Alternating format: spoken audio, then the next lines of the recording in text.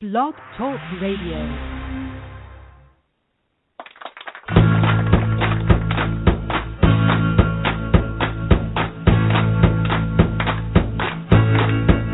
I was a hard-drinking sinner with blood on my hands. I was a hard-drinking sinner, a gun in my hands, drinking 40 pounds for dinner till I met a big man. And the man said, how do we do? How do we do? How do we do? How do we do? How do we do? How do we do? Well, I feel like reborn.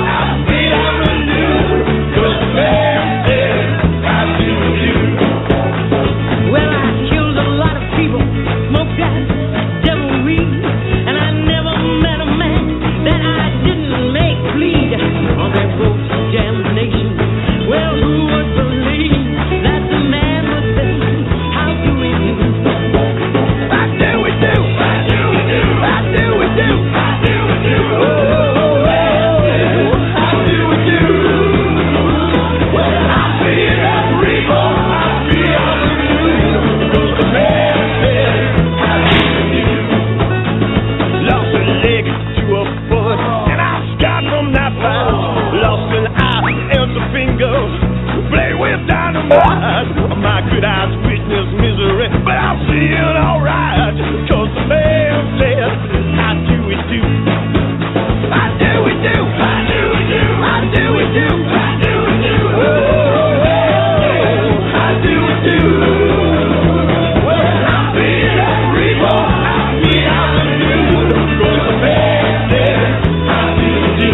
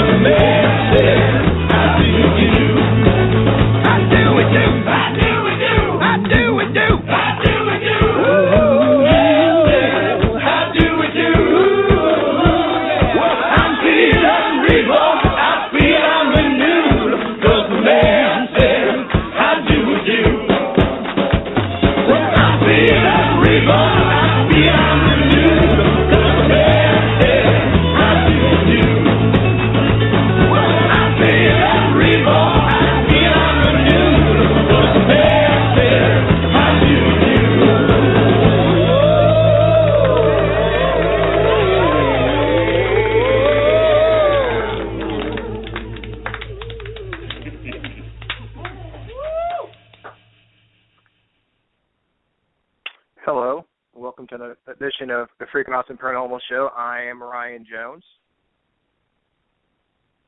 And I am Holly Mullins. That's the first thing I'm like, oh God, is she still on? Did her phone fuck up? What? Can you hear me? Yeah. Well, it took a second when after I said I'm Ryan Jones. I took a little pause. I'm like, is she there? I hope she's there. But yeah, I'm here. Yes. Sweet. Oh my God. Totally. Awesome.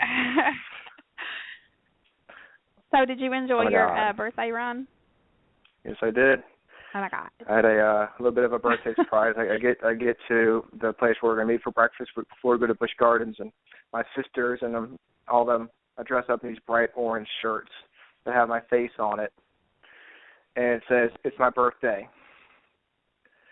And they wore those shirts all day long at the park. And they wanted me to put that shirt on myself.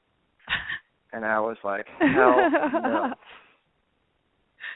I mean, I don't mind them doing it, but there's no way I'm going to walk around with a big picture of my face on my, thing it's my birthday. I mean, I like my birthday, but I don't like it that much.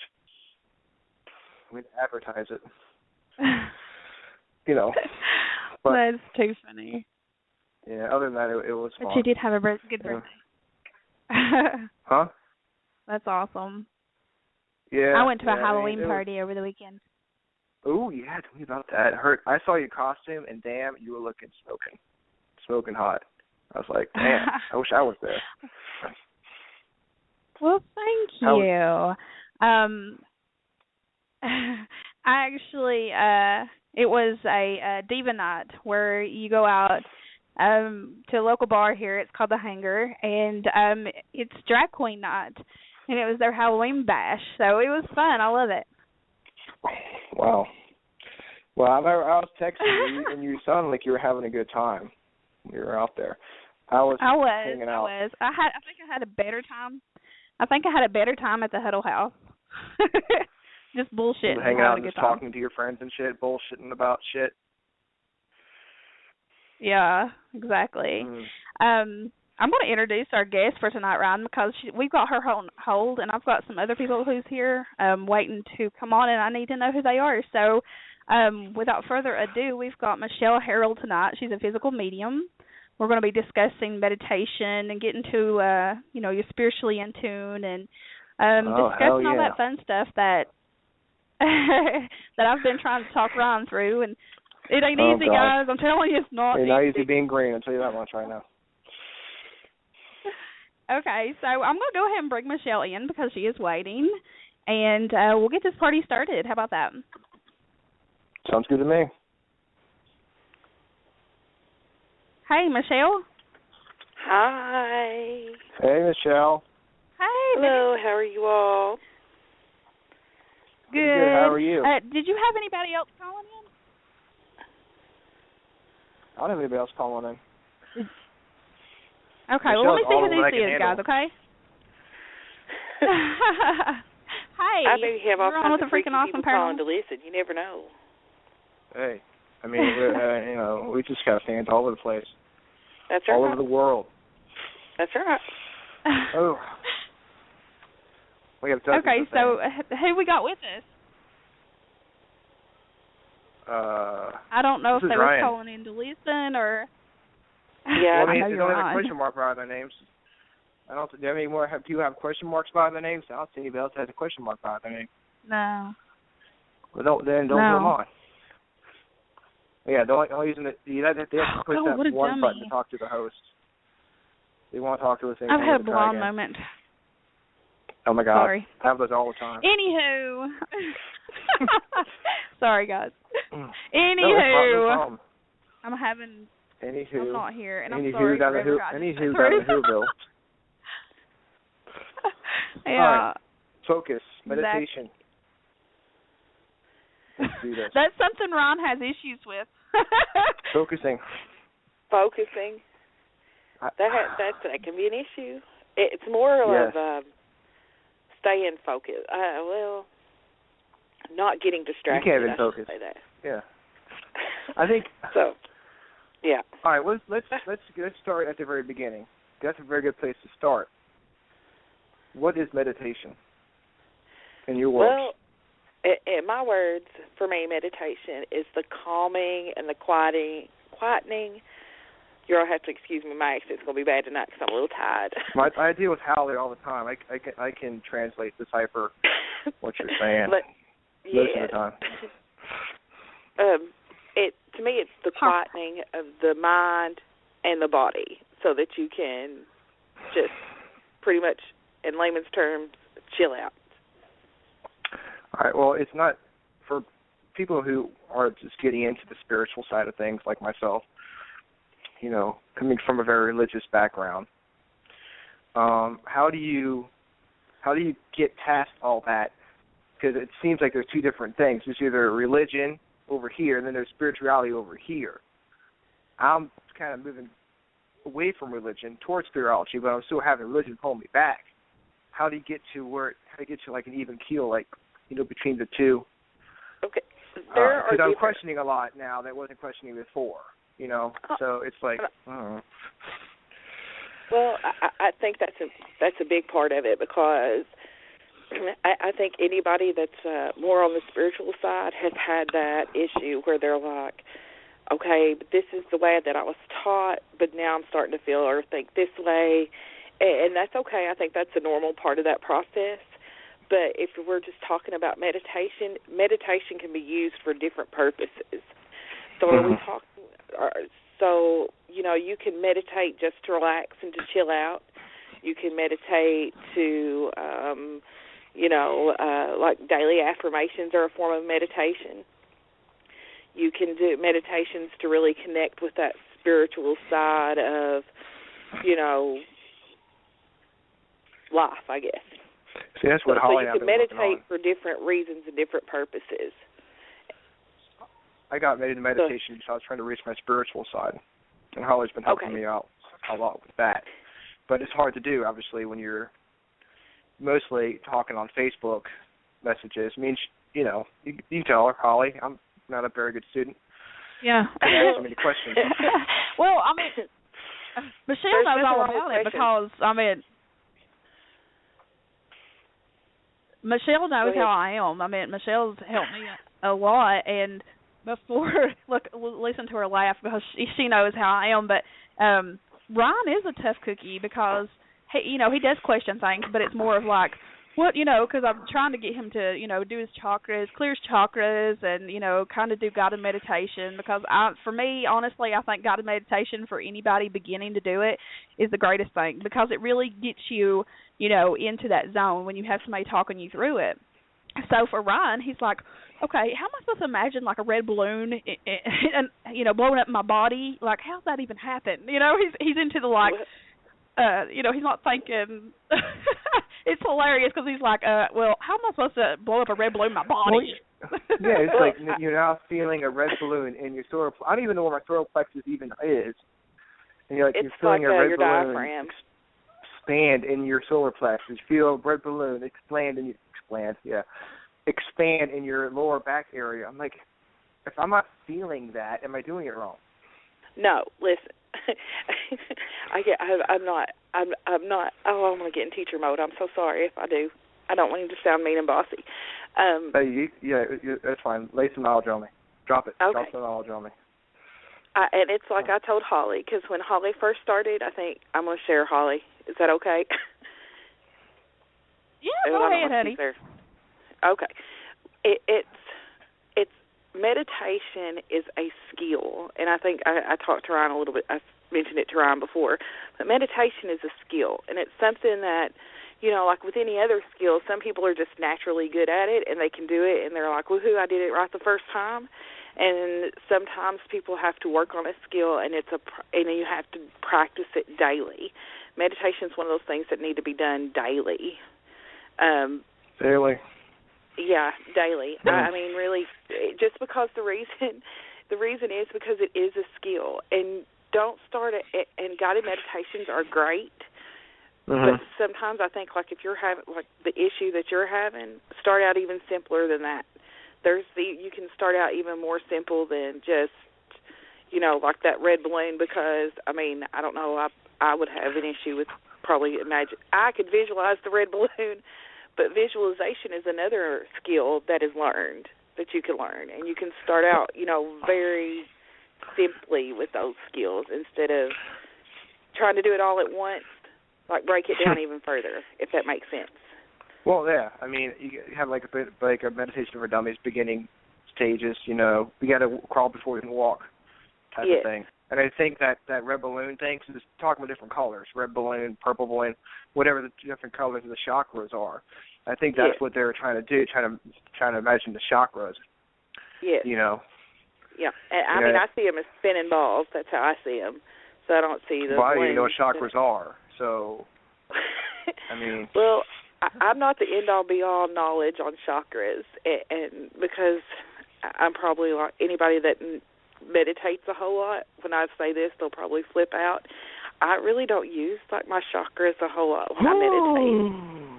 And I don't. I'm not a big chakra person, but that's not bad. That's just way different, probably from anything else that most people have heard, because when I started meditating in high school, and I was taught by a Catholic nun, and I can promise you she was not teaching us seniors about no chakras.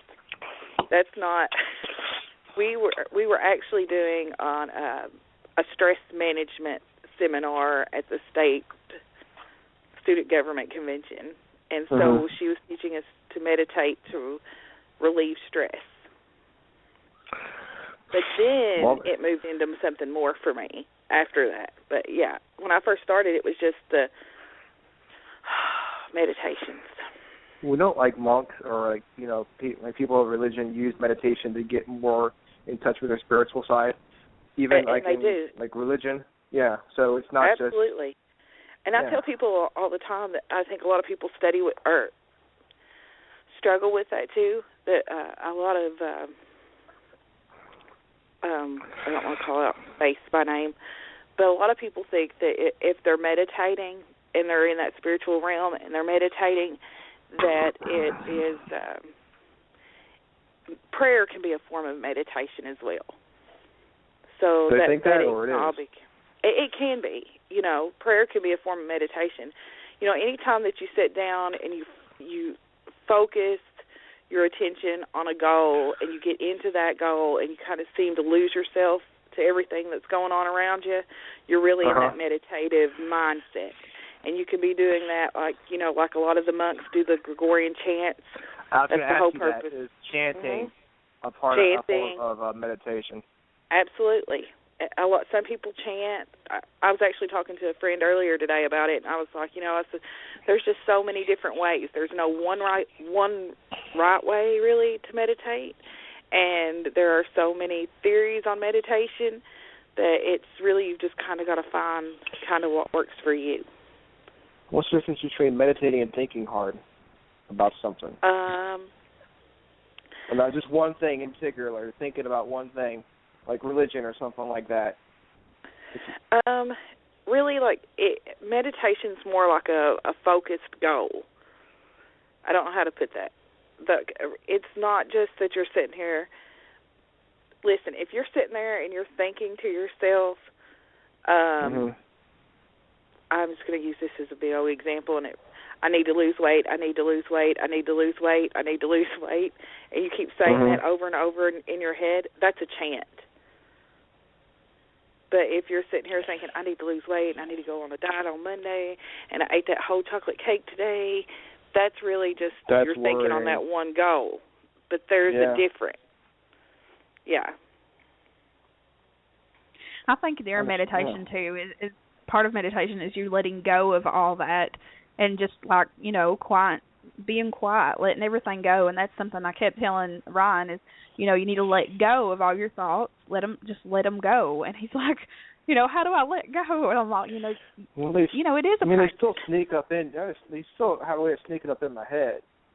Like the other night, I was trying to meditate. I was here, and I was at my desk. I had the Honest Guys on from YouTube, and they're very nice English people, British, very nice accents, and very soothing. And I was listening to them with my skull candies in my ears, and Rihanna was in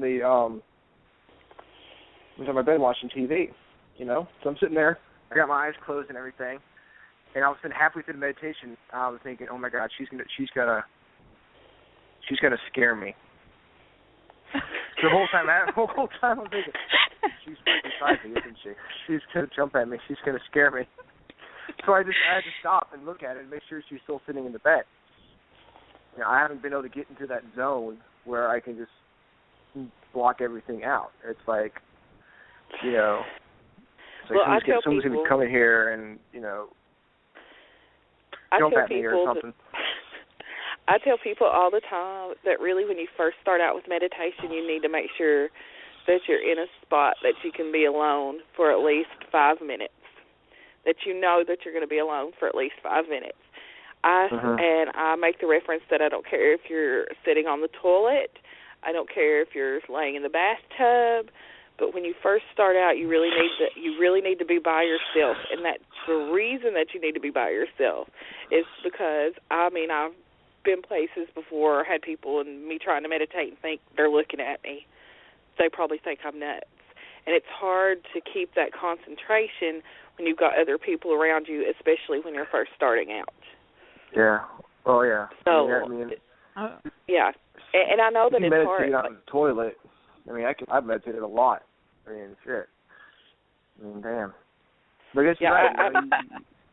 If that's the only place that you can be alone for 5 minutes and just sit there, just chilling out, doing your business, that's when I would meditate. Just because that's when you're going to be, that.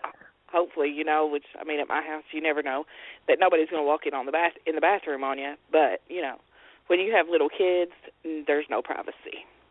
But anyway, that's beside the point. Yeah, tell me about it. No. I know all about it. And I went as far as to getting earplugs and putting them in my ears, and oh man, they help so good. Yeah, I mean, definitely got helps to do have what those you got to do. earplugs in. Yeah, you got to do what you got to do. Yeah, for sure. And Michelle knows this. I'm ADD, and I'm like, oh my God, if anything is around me, any sound, I'm concentrating on that sound, and that's not good. Yeah. You want to kind of just tune everything out, and I can't do that, and I'm still working on it too.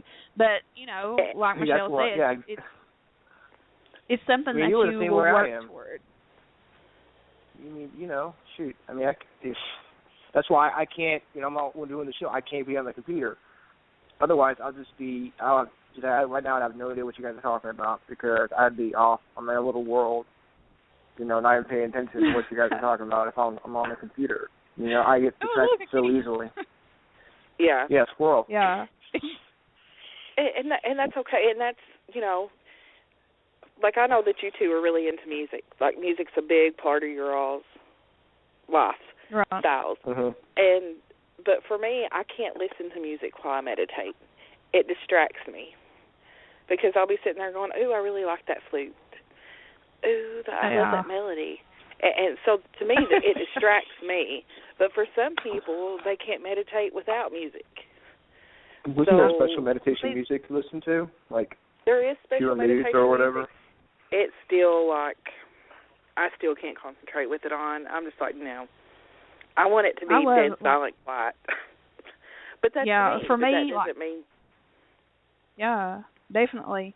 And for me, it's the pan flute, like Native American flute, Native American music. And I've actually, during meditation, even, without music, went into that meditative state where I went to my happy place and heard the music. So it for me, it lets me concentrate on that noise and kind of takes you to the place that you need to go, I guess, for me, But like Michelle said, it's different for everybody.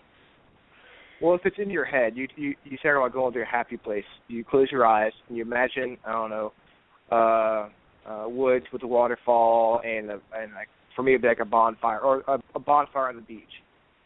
Okay. Well, yeah, like the way that I do. When I was thinking about it, I've been going through some stuff. I'm going through divorce and all that stuff. I started thinking about, memories of my ex-wife came in while I was thinking about that, hanging out on the beach with her.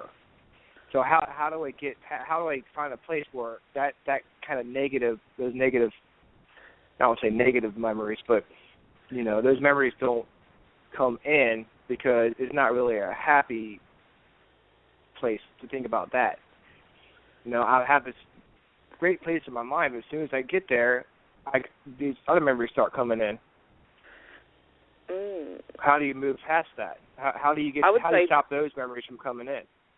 Or how do I guess? Well, not to get into a semi-little kind of counseling session, I won't get into that. That's how I meditate, and this is how I was taught, and so I don't know if that's how it works. But what I do is, like, I imagine that I'm in a tunnel. I know this may sound crazy, but like I'm really in a tunnel, and at the end of that tunnel, I see like a doorway that's all bright and white and light and all that good stuff. And I literally walk through this hallway. And as I walk through the hallway, I see something that I worry about or that I'm concerned about or that bothers me emotionally or physically or whatever. And I see it and I acknowledge it, and I'm like, oh, I've got this really big bill to pay, and I know I'm worried about that, but I'm going to leave that behind, and I walk past it. Mhm. And then so anything that comes up to my mind that I think that is troublesome or bothersome, I do that. I acknowledge it, and then I walk past it because I'm trying to get to a place where none of that is on my mind. You know what I'm saying? And then once I get to that doorway, when I open that doorway, I'm at my happy place. And for me, it is, there's a big weeping willow tree and a nice little grassy area in the woods and a creek, and I can feel the sun and hear the wind and all that stuff. Yeah. That's my happy place. Mhm. I think what's important, too. Sorry. And then when I'm there, I just focus on, like, the sound of the water, the feel of the sun. I mean, we've all been out there where you can hear the water and you can feel the sun on your face and you can smell the fresh dirt and the earth and, and that's what I focus on when I get there. And then if I need to do spiritual work, that's where I would do my spiritual work, is in that happy place. But yeah, I think, sorry. No, go ahead. Something too. Like for you, Ryan, like it takes time. It really does, and you will have issues with thoughts coming in your head, issues coming through your head, and that's when you have to learn to kind of let them, run off your back.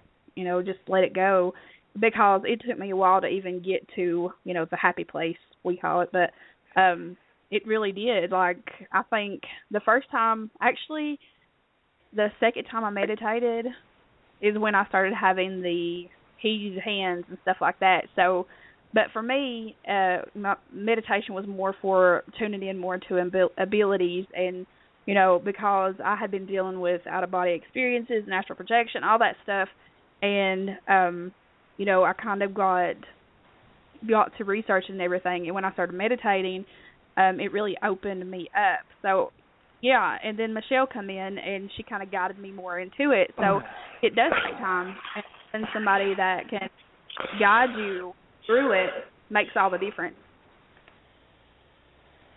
Well, yeah, I like to get more into my spiritual side, see if I kind of see what kind of stuff I have to see if I have any abilities at all. I don't know, but what's the difference between meditation, going to a happy place, and just being a part of your imagination and that not really happening at all? Well, that's part of it. It's the visualization. And, like, we're talking about, like, the balloons or whatever. Mm-hmm. Okay, I'm going to share this little experience with everybody. And I don't really share this experience with everybody, but hello, world, here it is.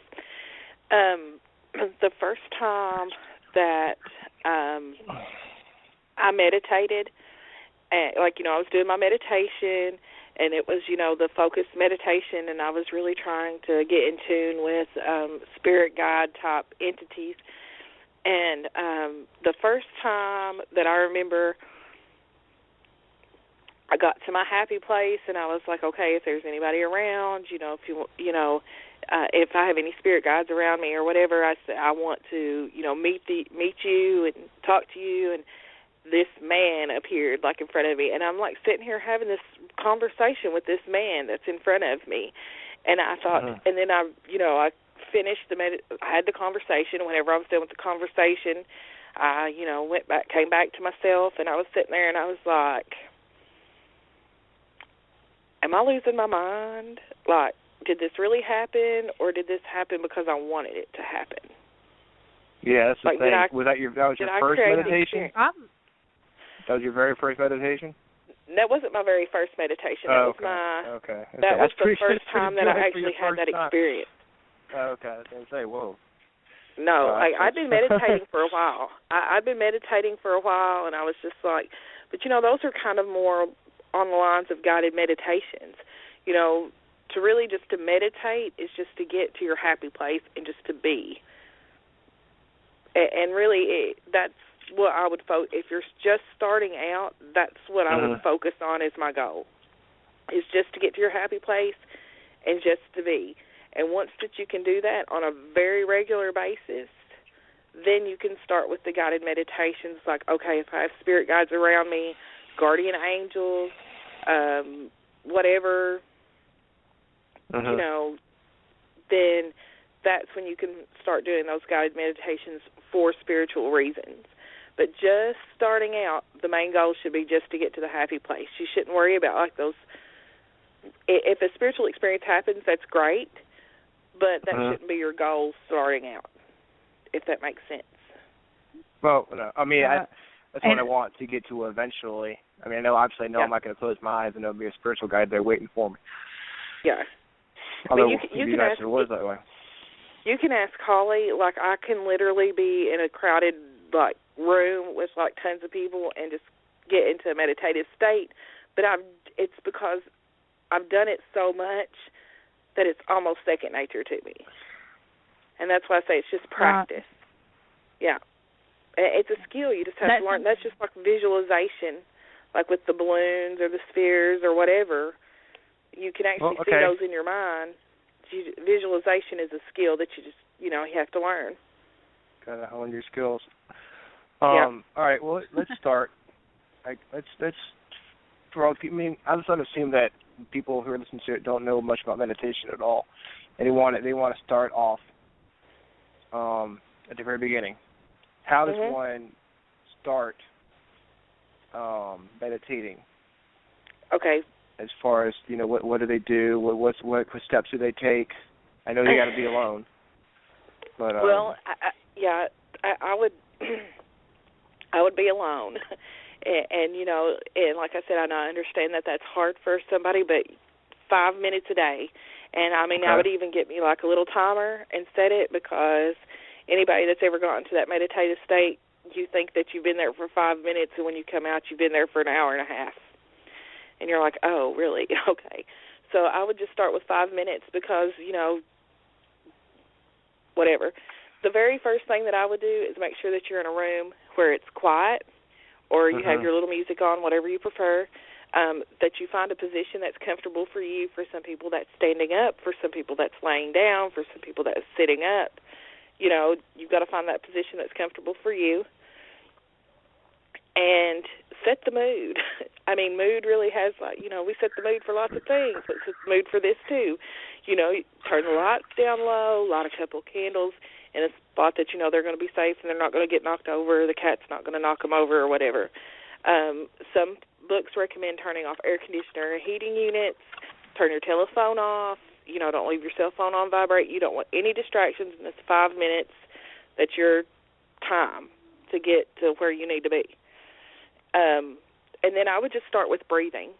I would just, I'm going to say sit, but you could stand or lay, but I would just sit there, and I would close my eyes, and I would breathe. I would breathe in for the count of 3, and then breathe out for the count of 3. And then just concentrate on your breathing in and breathing out. And pretty soon, you'll just be focused on that breathing. And then you can hear your heartbeat, and you can feel your heartbeat, and I would just concentrate on that beating heart. And I would just do that until you felt comfortable with it, and then you can start moving down that hallway. But for just the beginner, that's what I would do, and that's what I would start, and that's where I would be for that 5 minutes. That sounds simple enough. Yeah, I think it's important, too. You're talking about whatever position was comfortable for you. You had to find that position, just like you have to find your way into meditation. What's right for somebody might not be right for everybody else. And I know laying down, I fall asleep, so I have to make sure I'm sitting up because I will fall asleep. I do too. That's why I don't lay down, because I will fall asleep. That's I gotta be sitting. Yeah. And it's better for me to be sitting in the middle of the floor than in a chair, because in a chair I can just kind of lay over and go to sleep. I want to be sitting like Indian style in the middle of the floor. Exactly. Indian style is not comfortable for me. Well, maybe you just want to sit. Maybe you have a chair that you can sit in, and that's comfortable for you. Yeah, my thing is not getting too comfortable. Yeah. Do what? I can't get too comfortable while I meditate, because if I do, then I'll either fall asleep or want to go to bed, or, of course, a lot of people say meditating in the morning when you first get up is a good thing. I meditate at night because that's when everything's settled down at the house. But yeah, so like Michelle said, when I get home from work. 5 minutes you'll find turns into 10 minutes, and then 10 minutes turns into maybe 20 or 30 minutes. But usually when I go into meditation, I'm there for like 30 to 45 minutes and not even realizing it. That's why I say set a timer. I'm constantly conscious of the time that's going by when I'm meditating. When I try meditating, it's like I haven't been able to get into that total state where time doesn't matter. Well, that's why you set a timer. But if you set a timer, start the timer at 5 minutes, and then you don't have to worry about time because you know that alarm's going to go off in 5 minutes. Yeah, but am I supposed to be thinking about anything? Because 5 minutes of just breathing is kind of boring. Is there? But it's not something boring. I can do in my mind? It's not boring. Even think about it. I'm not trying to make fun. I'm just trying to. It's just. It seems like it's boring at first, but it's not, because if you really start concentrating and thinking about that breathing, you're going to realize, okay. And the way that I do it is I do positive in, negative out, and I'll literally be like inhaling positive for the count of 3, and exhaling for the count of 3. And when I exhale, I imagine all the negative residual mojo-y energy that has been around me, like that feeling that you get all the time. Like, I don't know, I have horrible anxiety, and I just imagine all that just leaving out at that count of 3. And then you're concentrating on that breathing, then you find yourself, then pretty soon you can hear your heart beating.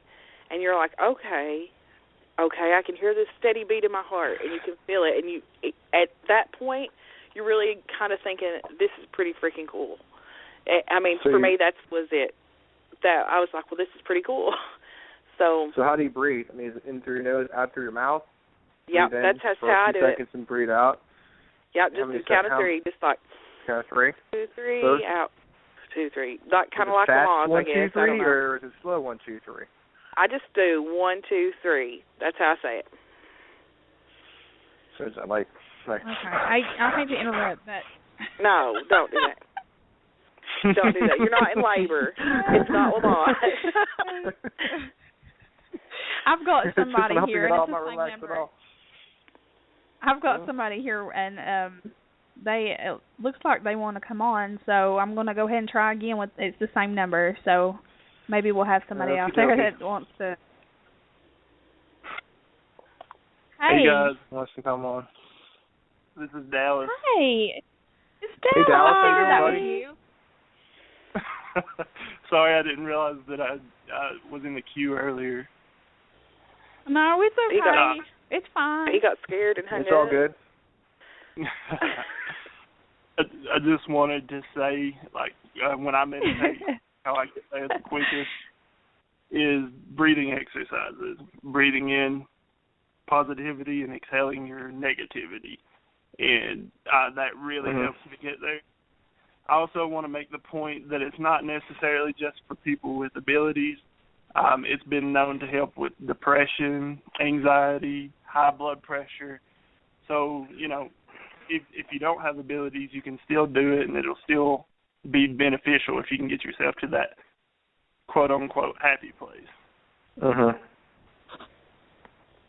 Well, I mean, that's exactly. I've heard that it's good for a lot of people. A lot of people could use it. Helps clear your mind. Well, I mean, helps you think better. The stress that we have in our daily lives. Everybody has craziness that goes on. But you have those bad days when you're stuck in traffic for 5 hours, or somebody's cut you off. And if you start to pay attention to your emotions and how you feel, it affects how you feel physically. So meditation can help you get back to your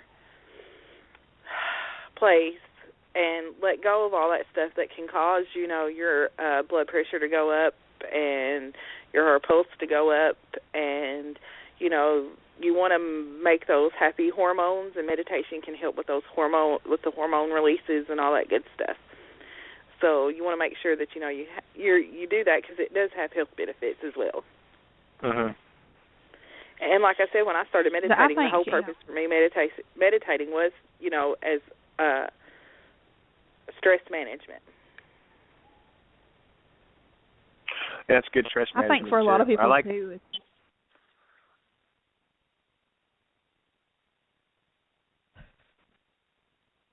Hello? You there? Hello? I'm here. Oh, everybody okay. I was going to say, go ahead. Well, go ahead. You finish what you're going to say. It's all the energy. That's what it is. Oh, I was going to say, we all need to meditate right now. Apparently we've got a lot of energy going on in the studio tonight. It's normal for our show. I know it. But I was going to say, Michelle was talking about, everyday worries and everything, getting to people and using meditation as a medicine, really, because meditation is a medicine for people, whether they realize it or not. But I think a lot of people's problems is that we are constantly thinking. We're constantly going, like our minds are full blast all the time, and we don't slow down to be in that moment just to realize what is truly around us. That's true. We live in a very fast-paced society right now. And and it's just the time for us to slow down and breathe, really. I mean, we are so plugged in to our computers, our phones. It's like it'd be nice for us to put it down for a second and just breathe. That's why we have to imagine going to nature instead of actually being in nature. Exactly. Exactly. It'd be nice if I could go out to the park or go. Yeah. Yeah. I heard you was going to say something. Might not interrupt you. Oh no, it's okay. I'm listening.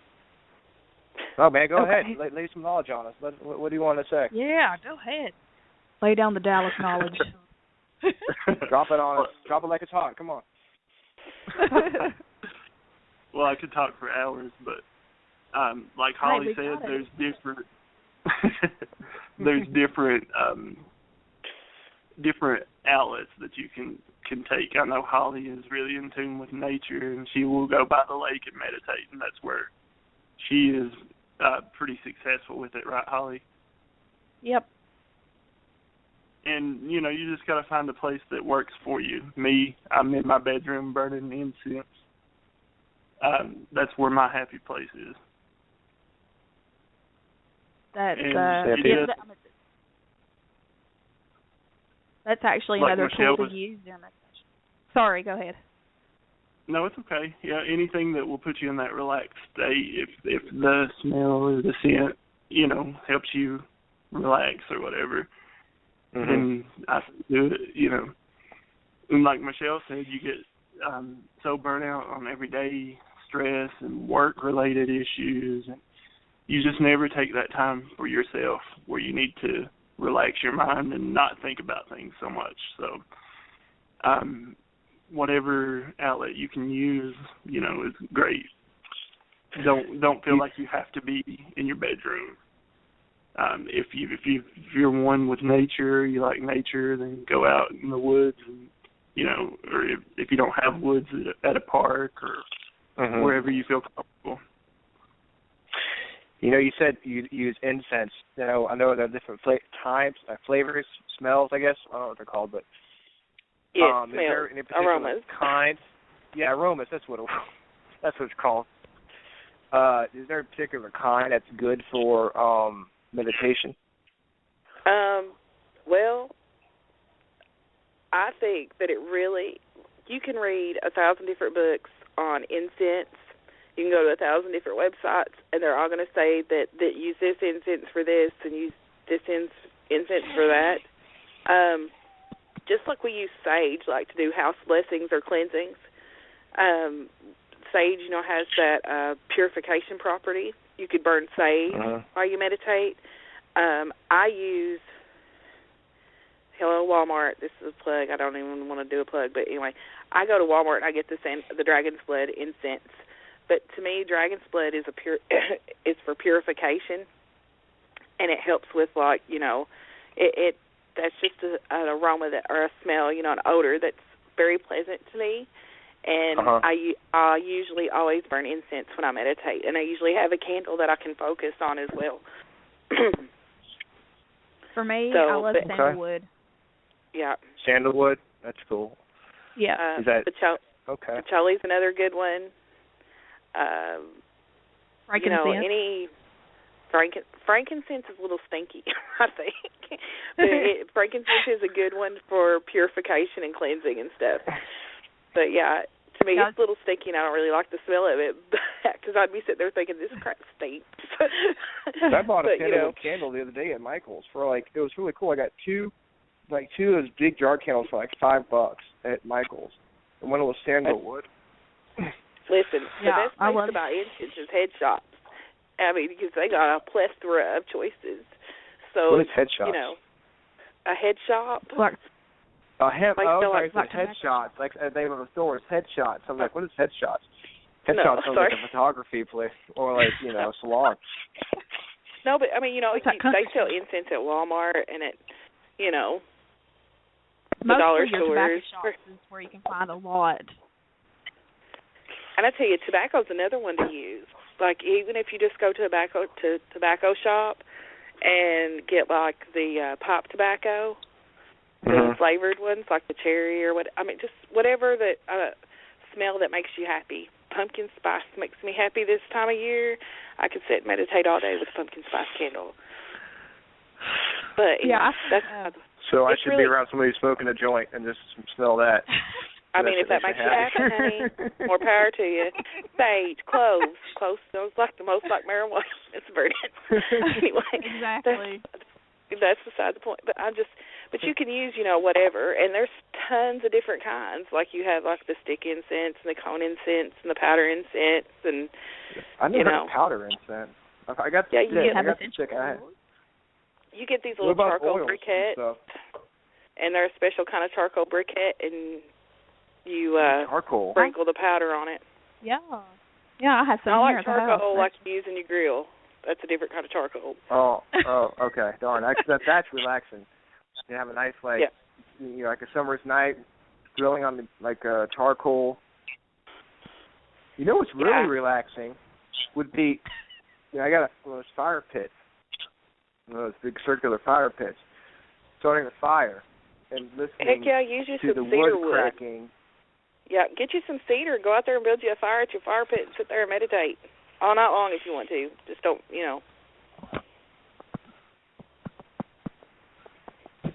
So cedar wood, oak wouldn't work, or pine, or anything? Cedar, any kind of wood, but cedar has that nice aroma. Pine, But yeah, just find whatever floats your boat.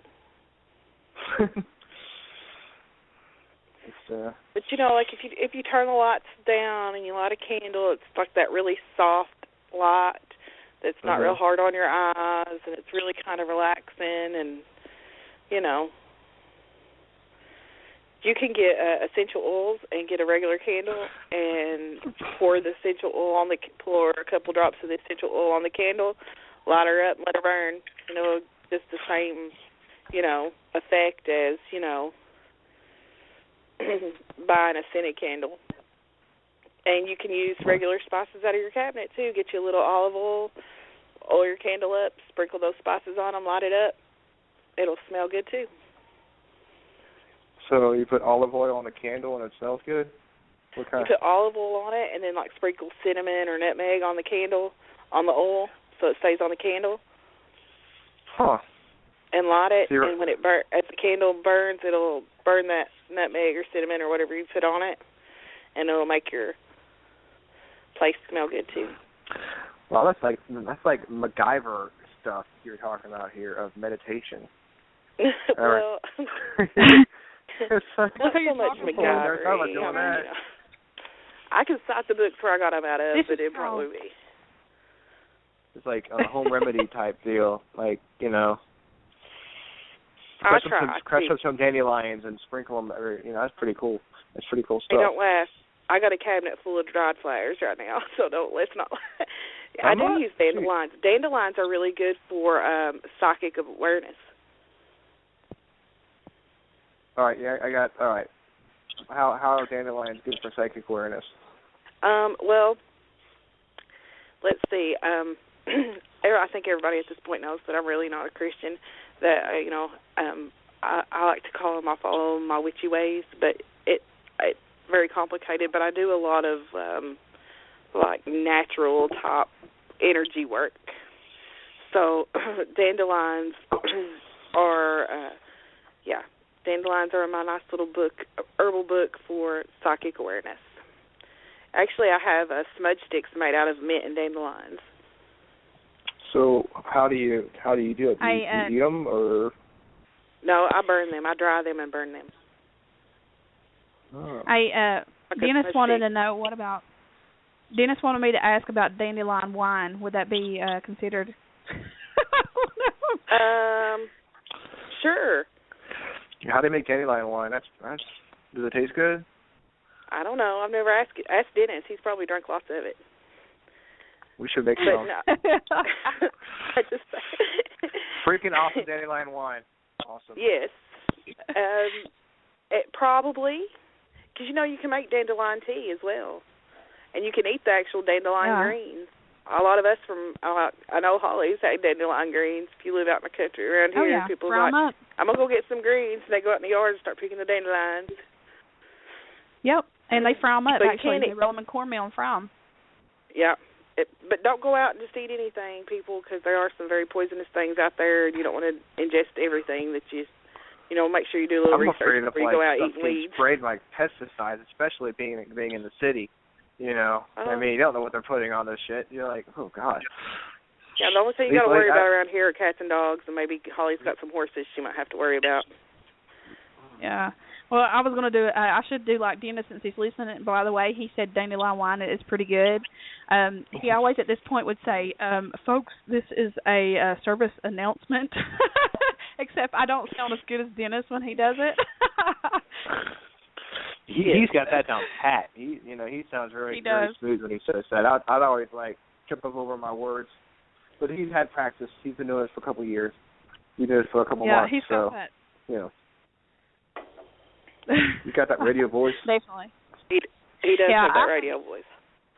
He does.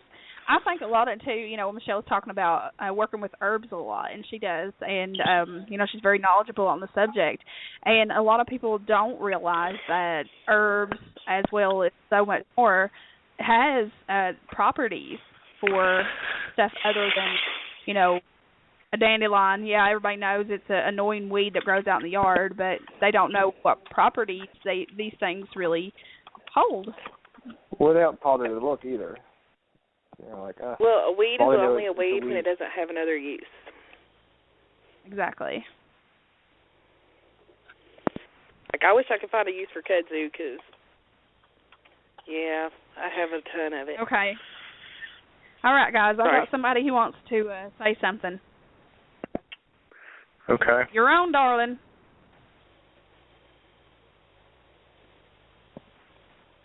Hello. Dennis. Hello. Dennis. It helps when the idiot on this end doesn't mute himself. I think we have him speechless. That's the first. So, ladies and gentlemen, this is your public service announcement being brought to you by URN Radio Network and Freakin' Awesome Supernatural Talk. Please make sure that when you do go out in the yard and pick random weeds and stuff them in your mouth, that they are not poisonous, have not been otherwise digested by an animal, and have not been sprayed with some sort of dog urine. Thank you. Please proceed with your program now. Thank you, Dennis. I love you, Dennis. That was awesome. That's too funny. I ain't right. I need help. Look who you're on the show with, Dennis. I think we all need help. That's okay. You've had dandelion wine, Dennis? Yeah, yes, I have. Oh, What does it taste like? My uncle used to do all kinds of wines. He had, I don't know, probably 400, 500 foot long grape arbors. He would do Concord wine, all kinds of grape wines. And then because he got into that and having so much fun with it, he decided he was going to try other wines. Dandelion being one of them. And they were all quite tasty. How does that's cool. You can get juice out of dandelions? I mean, how do you make a dandelion wine? The heads of them have quite a bit of liquid that it stores, and he would literally run it through a press. And how do you get juice out of grapes? I didn't know that dandelions had juice in them. Yeah, actually, you don't press the dandelions. I'm screwing with you. I was going to say, I didn't. Like you do in the teas. You utilize them just to flavor your base. Okay. Wow. So it's regular wine, but flavored with dandelions? Correct. Okay. Well, I guess I need to get more me a bottle so I can be more psychically aware. So when we're coming up to Richmond, that's my excuse. I'm going to drink some wine so I can be more psychically aware. Listen, so drink some mint juleps. Mint's good for, psychic awareness too. Is apple pie apple pie? Is that good for psychically aware? You think? For psychically aware, apple pie, I don't know about sexually aware. Listen, that stuff will make you aware of everything. Enough apple pie, you become a guru. Yes. That's right. You can literally feel your hair grow. I drank enough of that stuff one time. I thought a porta potty was the TARDIS, and I was flying off somewhere. I'm on D. Let's go. We got this. Yep. I'm still going back in time. So we all know what's going to happen when we go up to Richmond, right? Oh Lord. We're going to become very psychically aware of everything around. That is too freaking funny. Too. Yeah. But I'm going to get ready to take a break, you guys, and play us a song. And when we come back, I want to talk to you guys more. I mean, everybody's welcome to stay with us and just chat. I definitely want to get into the more spiritual side of meditation, Michelle, and the psychic side of it, and psychic awareness and all that good stuff. But until then, y'all listen to my jam that I got lined up here. And all righty, darling.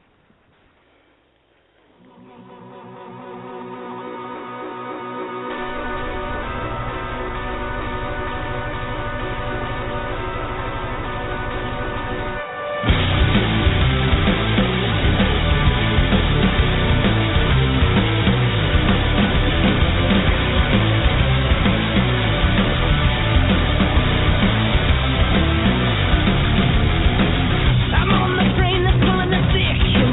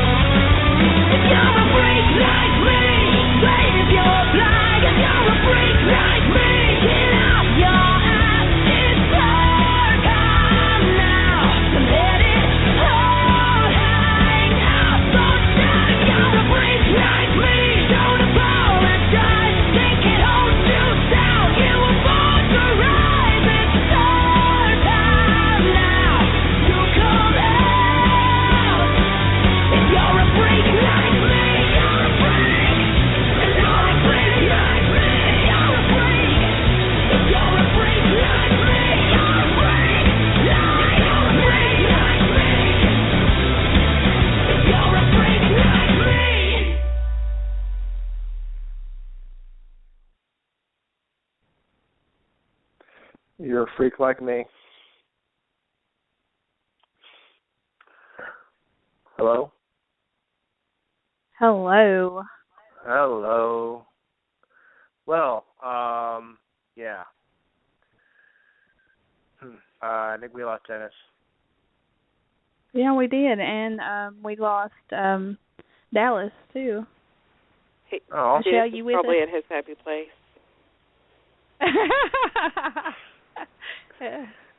Probably. So we're on our second hour show, and I definitely want to. We've covered the basic meditation stuff, and I really want to get into the deeper stuff that, you know,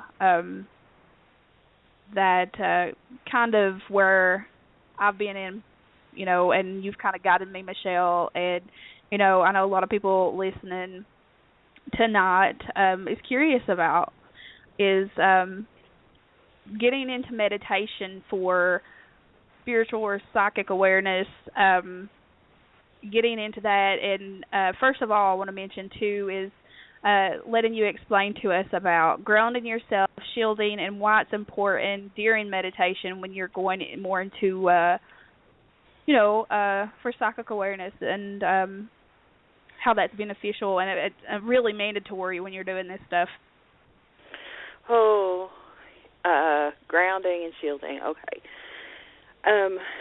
Whenever I'm meditating, I get into my little meditative state to do any type of energy work, whether it's psychic work or anything else. I always ground and center myself, and I actually ground and center throughout the day, probably 15 times a day. But just whenever you feel like the really,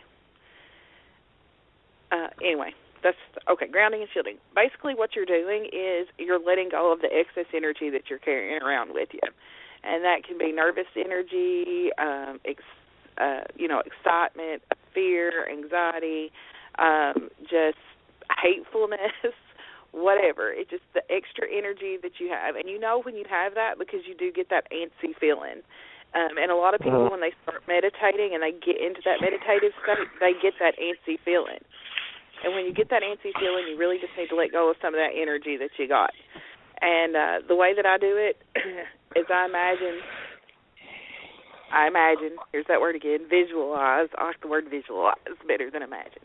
But anyway, I see or I feel all that energy kind of pull to where my belly button is. And for different people, that's a different place, but like more to the center of your person. That's why it's called centering. And I feel all that energy. Like I just like start with my fingers and my toes, and I'm like, okay, and I picture it going up my arms, across my shoulders, to where my belly button is. That's where my center is. And I feel it all pull up there. And then, like, when I feel like I've got this, like, knot of energy in my tummy, then I just push it down through the ground. Like, I literally see it going in straight through the ground, through the floor, into the dirt, into the earth, and I just let that energy go. And to me, that's grounding and centering. And it's important to let go of that energy because that energy can hold you back from being in that place that you need to be mentally. See, I heard that if you stand there, or you feel like you almost have your feet are roots coming out like a tree. Exactly. And a lot of people see that. Yep. Okay. That's one of the ways I ground myself that way. I find it easier. But again, it's just like meditation, anything else. You want something that works for you. And it took me a while to kind of be able to do that. So it's definitely be practiced. Yeah, it's important, too, because you want to let go of that energy. You don't want, listen, if you're trying to do spiritual work or energy work, you don't want any of that residual energy tagging along with you. You want to let it go. Give it back to the ground. Can grounding be used as protection against, if you're like in a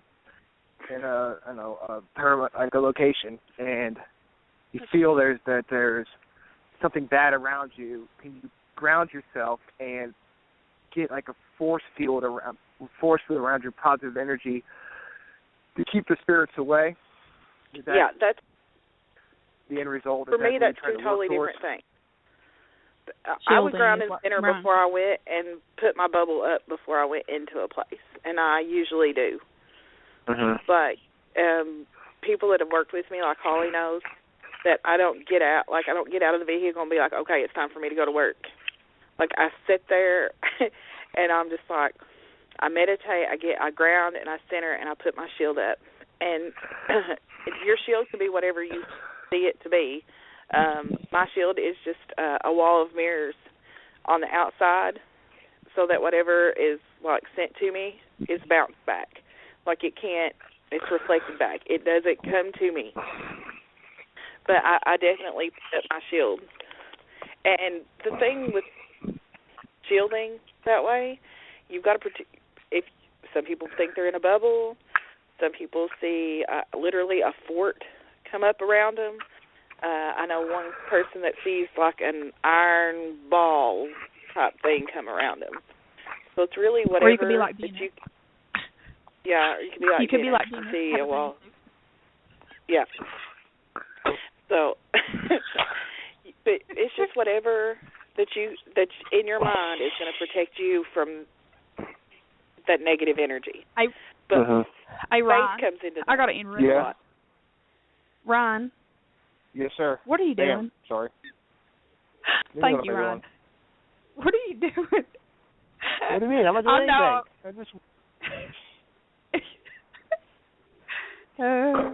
Am I the only one hearing this? I'm not moaning. I know what you're talking about. That's not me. Okay, carry on. I had to ask what you were doing because you're breathing like Darth Vader. I swear it is not me. Breathing like Darth Vader. That was me. Okay, sorry, Michelle. Go up. Well, Lord, I've been distracted. No, okay. So it's just you've got to have that protection up against you, but you have to have a spiritual faith that you have to know that there's something out there that's helping you be safe too. That's the source of this energy that you have. And I don't really care what you want that to be, but you got to believe in a little bit something higher than yourself that's helping you get that energy. Most definitely. That's a big, big, big key to, especially, you know, Ryan was talking about going into locations like we do, and not only, you know, believing in a higher power, using your religion or faith, but also, you know, the shielding is a big thing, especially with anybody with any type of abilities. But I know for Michelle and for Dallas, all of us on the team, we use different, you know, things, but I wear amethyst. I know Michelle does sometimes too. Well, no, we say a prayer of protection before we go into a location. Yeah, like a lot of people will do a protection prayer. You know, whatever you all are, whatever anybody's comfortable with, that's what they need to do. But you've got to. The thing is, there's a difference. I had a wise person once tell me there's a difference between believing and knowing. If you believe something, that leaves room for doubt. If you know it, there's no room for doubt. So it's not believing that whatever your protection is working. It's knowing that it's working. Well, how do you know it's working? Like when you get home and nothing's happened. Well, that doesn't mean anything. That it could have been nothing there. Well, I mean that's what I'm saying. That's where that faith, that spiritual faith, comes in. Whatever you choose it to be, that's. But how do you? I was thinking, how do you know for sure? I mean, I believe in God, but I don't totally believe in God because I haven't seen Him. How do you know for sure unless you've seen it? You know. Well, how does doubt not creep in a little bit if you don't know for sure that? Well, of course, you've seen your spiritual guides. You know they're there. I know they're there. Yeah, you've seen them. You know for yourself. You know yourself that they're there. I haven't seen anything myself to know that it's working. Do you have intuition? Do you have gut feelings about things? Yeah, I guess. I mean, okay. Have you ever trust them? Well, I mean, just have you ever thought? I think I'll go this way instead of that way, and then there's like this big major accident on the road that you usually take, but you decided for some reason. I've done that. I've slowed down before. Right before I've come to a cop or something like that when I'm driving. But I've always attributed that to luck or whatever. Listen, your intuition or your gut is a big thing, and I tell people never ever go. Listen, all the bad, really bad, horrible things that have happened in my life, I went against my gut and done something. Like I've had that moment of hesitation where I thought, should I really do this or not? I really don't feel like I should do this, and did it anyway. That's when something bad happens to me. Our gut and our intuition, you've got to listen to that. That's part of our spiritual being. That's something telling you, hey, listen, stop for a second, pay attention to what I'm saying, and don't do this or, do this. I got out this morning to go to work this morning, and I looked at my tire on my Jeep, and I was like, oh, my, it looks flat. I'm not driving that, and I just took my mom's car. Well, everybody was like, oh, no, your tire's fine, your tire's fine. And then when I got home this evening and we got out there and looked at it, we went and put air in my tire, and I had to put like 20 pounds of air in my tire. Well, what if but something in my gut told me not to drive that vehicle today? What if I'd gone across this mountain to work and had a blowout because my tire was, like low or something? You just never know. Yeah. But I don't question that anymore. I just go with my gut. And to me, that's part of the divine spiritual aspect of the universe that's telling us things. You've got to listen to that. And I think everybody's experienced that at some point in their life. And whether you want to... Most definitely. And you think you say it's your spirit God's talking to you, or God, whatever that you personally believe in, that's that telling you to do or not to do something. And listen, to me, I think I can go out and look at a tree and be like, this right here is proof of something that's bigger than me, is this tree. Yeah. But that's me. But I think everybody has to find that, and they have. Go ahead. Yeah. Sorry. Oh, I think it's a lot of issues with everyone is that we can't, we just can't stop to say, well, that little voice in our head saying don't do this or don't do that, that's not real, or that intuition is not real, but that's something that you really should believe in.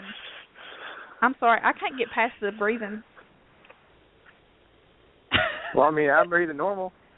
I'm not out of breath. Yeah, it sounds like I've heard it the whole time that we've been on the air. Like it sounds like. Yeah. I hear it every time I listen swear to this I am radio. not breathing. I'm not breathing like. But do you hear it? It.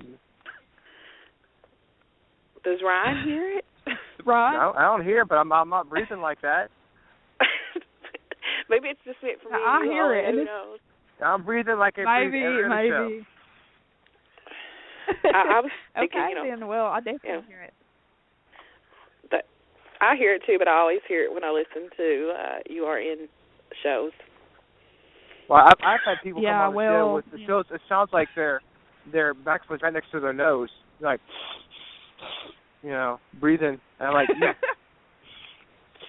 But I mean, I'm sorry, I'm not breathing any more hard or it's whatever than any other show we've been on.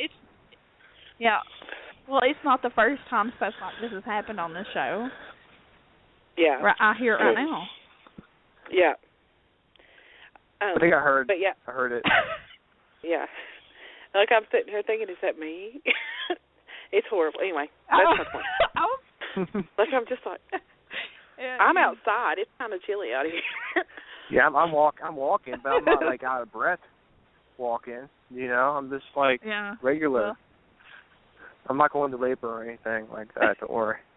It's not due for a few more days. That's funny. Anyway, if we can get past the breathing. Get past the Lamaze class we're having here. I definitely want to talk about, too, we talk about meditation, and I want to talk about some of the physical symptoms during meditation, Michelle, because they are, and some people might get a little scared when some of these symptoms start happening, because once you start meditating regularly, I know for me and for a lot of people, because I've researched a lot, but for me, I know, just speaking of my own experiences, but once I started really getting into meditation and getting in tune with it, I would my body would completely go heavy.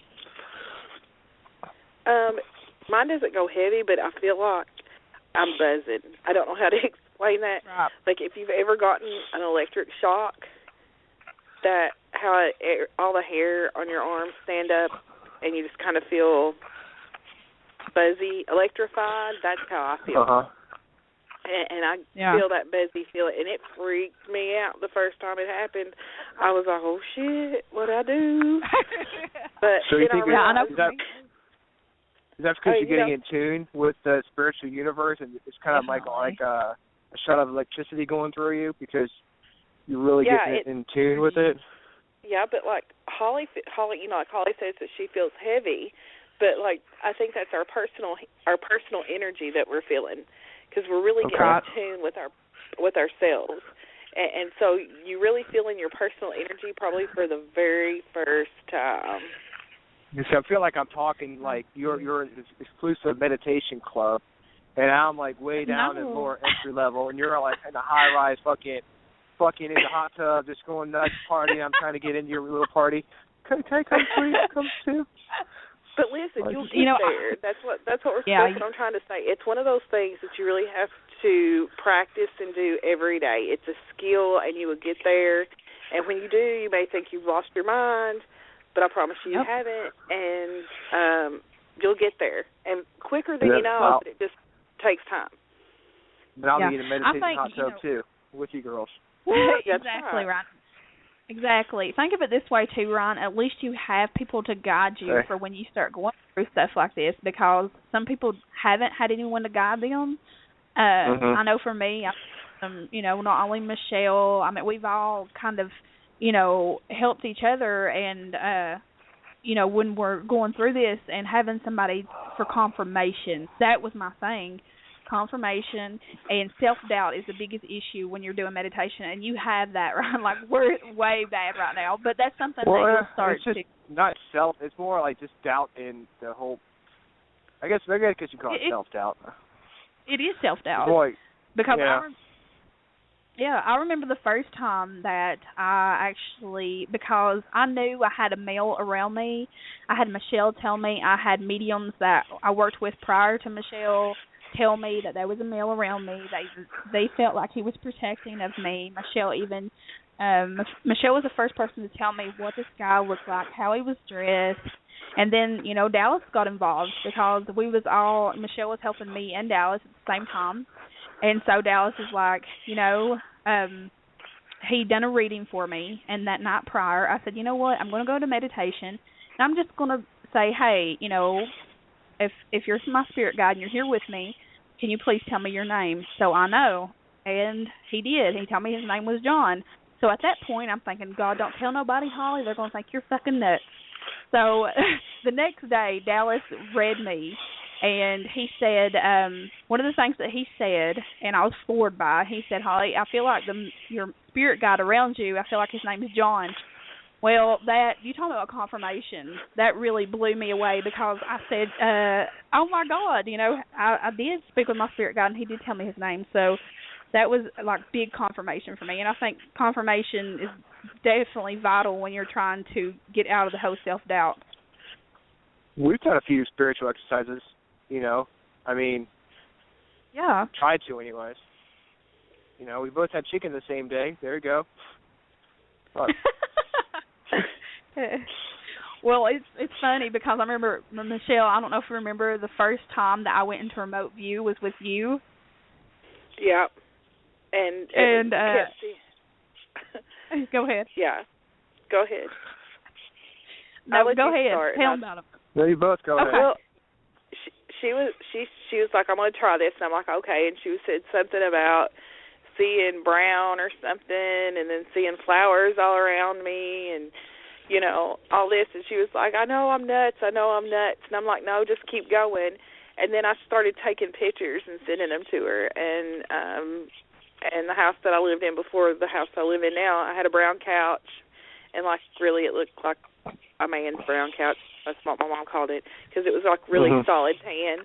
But my rug had it was a big floral print rug.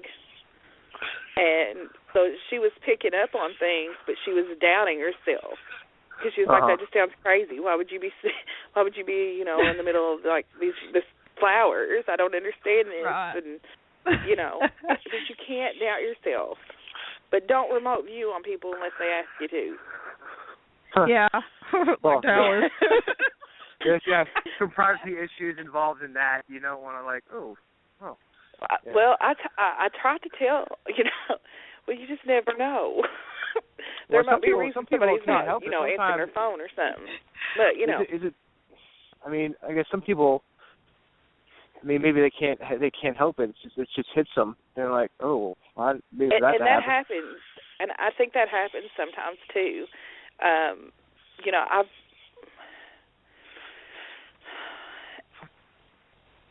It's not so much remote.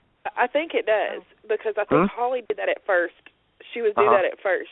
We'd be talking, and she's like, "Well, I keep seeing this, this, and this," and I'm like, "You're remote viewing," and she's like, "Yeah, but I'm not even trying," and I'm like, "But that's what you're doing," and you've got to learn to control those because, if you're really close to people and you really just kind of start thinking about them and you get in tune with them, you can kind of just do that on their own anyway. Yeah. And sometimes it's not the best time to look in on them. Exactly. Yeah, I agree. And I'll tell you about it because it was with Dallas, and because this was the thing. I don't do it to everybody. It's not like I say, I'm going to pick on Ryan right now. It don't happen that way for me. Well, I mean, it does happen that way if I want it to, but what it was is me, Michelle, and Dallas was working together, and we was constantly doing stuff together, like remote viewing and helping each other out and trying to really connect and, help each other. So what happened was, like, I went to meditation, and I was like, well, you know what, I'm going to remote view. And, you know, I just started thinking about Dallas. Well, before I knew it, I was in Dallas's bathroom. And Dallas was in the shower, and I was looking away the whole time going, oh, my God, I hope he can't see me or hear me because, you know, I'm in his bathroom. So, you know, about an hour later, I messaged him, and I said, was you in the shower about an hour ago? He's like, yeah. I was like, oh, God. Peeping Tom. Nice. Yeah. Jeez, but, you know, oh, my goodness. But it you know, but you want to get to the point where you can control it, because you don't want that just happening right all willy-nilly. Right. And, you know, want to try to control exactly. it. Like, I would hate to go, like, I've been places before, because my thing really isn't so much, like, I can remote view, I guess, because I've done it, but really my thing is psychometry, like with touch, but I've been, like, in vendors' malls before and had to leave because it just happens. Like, I'm not really thinking about it, but I'm not, you know, I'm not, like, tuned in on purpose. But, like, I'll pick something up, and then it just hits me so hard that I'm just like, I've got to leave. Like, because it overwhelms you when it happens. Like, can that. you learn how to remote view, or is it something you're born with? Or you have to, like, or is it like like X-Men type thing, you know? Or well, listen, I had a friend tell me one time, a very, you know, person that helped kind of guide me, and I'm lucky that I found her. She lives in Pennsylvania, but when you tap into one ability and you start really focusing on that ability and you start honing that ability, you'll learn that you're getting all these other different kind of abilities. So if you're talking about something like, you know, like my thing is psychometry, and that's really how, like, what I started out on, and I started honing in on that. And then after the psychometry came the remote viewing and being able to, like, see things and, you know, places and pick up on things. Like, I remote view and help a paranormal team in Pennsylvania all the time. You know, there are definitely places I ain't never been there. So, you know, when you hone one ability, you get other abilities sometimes. So yeah, I agree. And I think too is, for me, it's not like, you know, when I started remote viewing, I didn't know it was remote viewing. I didn't even know what in the world was happening. I was like, you know, I know one time me and Dallas was communicating back and forth. He had a spirit around him, and I said, well, you know, let me connect and see if I can figure out with you who this is. So, you know, when I go into I was sitting at my computer, and I just, you know, was focusing in on Dallas, and then I started seeing this older lady. And what I didn't realize at that time, when I started, you know, focusing on Dallas, the old lady was there around him, and it was also connected to Michelle. So I went straight into remote view, and this spirit actually took me and showed me. So it was definitely, you know, it was one of my big major experiences as far as that goes. But, you know, Michelle's talking about remote view and helping other teams. She's done it with us when we've been on location and, you know, through texting, just getting her help. And I know Dennis, if he's listening, he also remote views too, and everybody knows this is listening. But, you know, me and Dennis has talked a lot about remote viewing because that's, you know, one of his major things. And there's no real way to describe it, like, just to know, like, mine started out because I figured out that I was an empath. And, like, I was having some major issues. And anybody that's ever worked a plumbing department in a hardware store knows that the people that come there ain't the happiest campers. And, okay, did you just hear that, Holly? It's a dog barking. Are you sure? Yeah. Okay. Yeah. All right. I just walked past a dog barking, so I'm pretty sure. Okay. Yeah. Okay. I was like, okay. Okay. That was real. That's nothing. All right. Just checking. But so anyway, I started thinking, you know, like, I've had, like, all these paranormal experiences my whole entire life. Because my very first experience that I can remember, I was like 5. But I thought, well, if I can pick up on the emotions and the the emotions to the point where it's almost the thought patterns of that people are having with real people. I wonder if I can do that with spirits or with people that have passed on. And I just did a little experiment with one of my friends, and that's how I started. And I was just like, oh, well, that's kind of cool. Let me just keep trying. Maybe that was just luck, and then just one thing, I've got friends, I'm like, let me use you as a guinea pig. And, What was the experiment you did? Well, I thought, well, if I can tune in to people's emotions and thoughts, right, like I said, I wonder if I can do it with somebody that's passed on. So I called my friend, and I was like, I want you to bring me a picture of somebody in your family that I don't know who they are, and I've never met them. She said living or past, and I was like, well, just whichever, let's try it. And she brought me a picture, and it was a picture of her cousin. Well, it was a picture of a little girl is who the picture was, and she was sitting on the couch or something. I can't remember what it was, just like one of those pics you'd snap. And I sat down with my little incense and my candle burning, and I got into my little meditative zone and my little happy place. I got to my happy place, and then I looked at the picture, and I concentrated on the picture, and I thought about the picture, and I said, I know exactly who this is. And she's like, who is it? I said, that's your little kid that got killed by the bush hog. And that's another story, but anyway. And I kept saying, I see her in this dress, and I described this dress to her, and she was like, well, that don't make no sense. And I was like, well, she's mad because somebody put her in a dress. She didn't want to be in a dress, and and then I described her personality to AT. And then I thought, well, it's with the dress thing, because the way that I saw it was like this field of grass, like Little House on the Prairie, the tall grass, and this little girl's running around in this dress, and she's like really mad because she's in this dress. But I described the dress in such detail that it really made no sense to my friend. So she went home and she asked her mom, and the little girl was killed by a bush hog, but what happened was the bush hog threw a rock and it hit her in the stomach and it killed her. But she wasn't a girly girl. But when she passed away, her mom put her in this dress that I was describing her in, and that's what she was buried in. Now, there's no way I would have known that. My friend didn't even know that. She was so young that when her cousin passed away, that's not a detail she knew or would have talked about. So I had and then I thought, well, that's pretty cool, And then and then I was like, well, that could be coincidence because I didn't know, I had heard that story before or whatever. I said, so bring me another picture. And she brought me another picture, and I know who the picture was immediately. Like, I was like, oh, this is your mom's friend that just died. And she was like, yeah. And I was like, I keep hearing this song, This Little Light of Mine. And I actually heard the song in my head, This Little Light of, everybody knows that song. And they played that at her funeral, that song at her funeral. And then it got to, and then I had a friend, and he had some pocket knives that were his great-grandpa's. And, and that's when one of the really scary experiences happened to me, but that's not the point.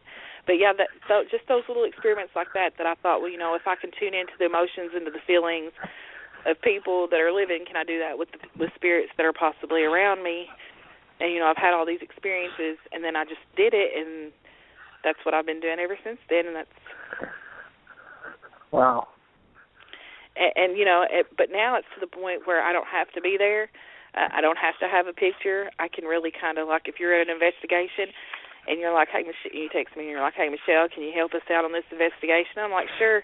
And I can kind of, like, tap into you, and then... I think we've used that. I've sent you pictures of dolls and stuff. I've seen it in antique stores and stuff like that. See if you pick up on anything. Yeah. I think I've sent pictures of Holly. Yeah. See if she's picked up on anything. Yeah. And Howie's done the same thing. Talk to Michelle about if she's picks up on anything during our investigations. Yeah. I think it's always good to have that confirmation when you have somebody that can tune in to that. And, I know for Dennis, he gets a lot of calls too, and that's a very good tool. I'm going to say tool. A lot of people are going to be like, well, that's just, but it is a tool. Well, you can call it. I know personally. It's a different kind of tool, but it still is. Well, the way I like to just the way I'd like to describe it is because Holly knows that when we go on a case or whatever, I tell people that, like what I pick up on is really just personal experience until there's other evidence, or not evidence, data collected or whatever you want to call it, till support it. And it's kind of like, hold on, my brain has gone dead. That's okay. Mine died a long time ago. It's the breathing. Well, it's kind of like, oh Lord, it's a legal term and I can't even think of it. I can't remember. Anyway, it's kind of like supporting evidence, like for a case. You know what I'm talking about, like a criminal case. Like somebody might have motive and they might have the opportunity, but without an eyewitness, that they can't say for sure that they did it.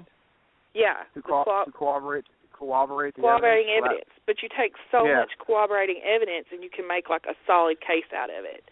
So to me, this is one tool in using that, but you'd want to make sure that you had other evidence or whatever to support that thought. You need physical evidence too, not just you need physical evidence to support that. I don't think me or you or Holly, either one, would take like let's just say an EMS meter and be like, oh, we got an EMS hit, and that definitely means that something's there. Oh yeah, there's ghosts here all around me because I got EMS hit. Yeah, I don't think any one of us would do that, but I think we would say, okay, we're getting hits on the EMS. We've got, but at the same time, we got this hit on the EMF, we got this EVP, and that's kind of how that works together. That you put it all together. Yeah. Exactly. But anyway, we were talking about meditation, and we got off topic. But meditation, what meditation does for abilities is it helps you learn to control those abilities. And it helps you to tune in so that you can identify what ability that you do have and to hone that skill and to control it. Because you really don't want to be, if you've ever been in a situation, not just a medium, but if you've ever been into a situation where you really don't feel like you're in control of your thoughts or your person because something else is like saying stuff to you or talking to you or making you feel a certain way, you don't ever want to be in that situation again. And because it's terrifying, first of all. And second of all, you don't want that surprise and that not being able to control it. You want to be in control at all times. And there are definitely times that you're going to be around energies where you can't control it, but as much as you can, you want to control it. And you sure don't want to go in nowhere like Bobby Mackey's and not have your protection up and knowing that there's a possible negative spirit around you or negative energy. Like, I would even ground and center if I knew I was going to somebody's house and they fought a lot. Like, because I don't want to pick up that bad mojo and take it home with me, There's a lot of that energy. Energy is energy to me, and I believe in the conservation of energy. It's never created or destroyed. It just kind of transforms itself, and Like there's this definitely there's this EVP I heard at the Alaska. There's an EVP I heard at the Alaska Murder House in Iowa or Idaho. I think Idaho or Iowa. It's on YouTube. Iowa, I think. And it's just screaming. Because you're actually hearing the murder take place on this EVP. It's like 5 minutes long or something. But it's just screaming and stuff, and it's like, oh my God, that energy is trapped there. So if you don't go there with some kind of protection, you're a fool. Well, because I'll share my experience, and it really was probably one of the most scariest things that's ever happened to me. I went to Pennsylvania to visit some friends. Okay. And they took me to a park that's a popular park around the area. And as soon as we drove through the gates of this park, one of my friends looked at me. He said, "Well, let me tell you what happened here." And I stopped him. I said, "No, let me tell you what happened here." And this is my first trip to this place. I'd never been there before. I didn't know nothing about it. And I said there was a girl that was raped and murdered in this park. And when I got out of the car, it was like instantaneous as soon as my feet hit the ground that I was scared, and I could feel myself and see myself running through the woods buck naked terrified, just like I cannot describe the fear that I had, that I knew that I was going to die, that it was horrible, but in an instant it flashed, and I wasn't the girl anymore. I was the guy that was chasing the girl, and I could feel how excited that he was scaring her, and how much it, like, turned him on, and really, like, how much he was enjoying it. And it wasn't like that it was, I was seeing it, I was feeling it, and it was me. And these spirits, so you're my person. transported into that time period. You were there. It was like I was them. And that was the most terrifying. And I was like, never again will I go somewhere and not be protected, because that was terrifying to feel that on both accounts, and that it was terrifying for me. And I wouldn't want to go anywhere like I've been to Bobby Mackey's twice. I would never go in there and have myself open like that and go into Bobby Mackey's. I would, go into Waverly like that. But there's cemeteries around here I won't go in like that. There's a local place here that if I feel like I'm not protected, I'll be like, I'm done here and I'm leaving.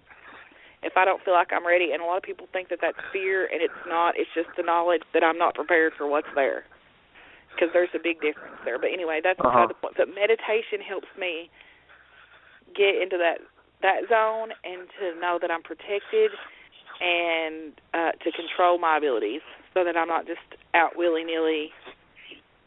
I used to work in the public, and now I work in the schools, so I make sure that I'm protected when I go to those places. I'd hate, have one of those experiences in somewhere like that. So, but meditation helps you do that. But meditation helps you control your mind, and then your psychic abilities as well. Yeah, I know for me, like, I talk about it a lot, but, forever I was having out-of-body experiences, and I didn't know what the hell was going on, because, like, for me, I've not been completely out of my body that I can remember, but I go in between these planes, and I've seen things, I've heard things, I've been there, done that, so, I'm definitely used to that. But after I started meditating, it seems like that part of my abilities kind of calmed down, and then the remote view part became more dominant. Yeah, so you want to, because you can use it to control the certain aspects of yourself. Yeah. But spirituality-wise, I know that. I mean, I've had experiences, and I don't know if it's like a near-death experience or whatever, but I've had experiences. Well, like, I probably don't think I've ever told anybody this, but like, you think that there's always times that you doubt things. Like the first time that I went to Bobby Mackey's, it changed the way I viewed everything, spiritually, the physical world, everything. And because of the experience that I had while I was there, but when you think that you know what your faith is, and then something like that, and something happens that literally shakes that faith, then you really start to question things. But when something happens, when you need that faith, and you know what you believe in then. And to me, there's just no doubt that I'm not saying that my way is the right way, but my way is the right way for me. And I think that's what everybody has to find, and meditation is a good way to find that spiritual path, and whatever path that is for you, if that makes sense. I agree. I couldn't agree more. And once you figure that out for yourself, that's when you're going to figure out all kinds of other things about yourself, including if you have any abilities or not. And I think everybody does have abilities. They just have different versions of abilities and different skill levels of those abilities, but those can be worked on too. I agree. Most people think that you are born, this is something genetic, or that, it's been passed on through the family. I just think that some people are very blessed to have family that is very open to the subject, and say, take me for instance. I was raised in a Baptist Christian home. I went to church with my mom and papa every weekend, every Sunday, and they always told us ghost stories, but never nothing in this deep into spirituality or anything like that. So for me, I think, and a lot of people out there, you kind of go seeking it. That's part of spirituality and your path and all that is wanting to know.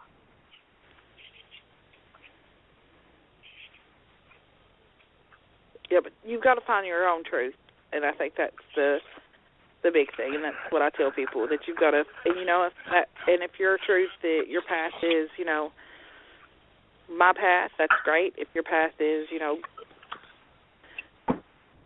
the Buddhist path, that's your path, that's fine. Whatever path that you have that you know is right for you, and that is your way, then that's the right way for you. And that's my personal opinion. Yeah.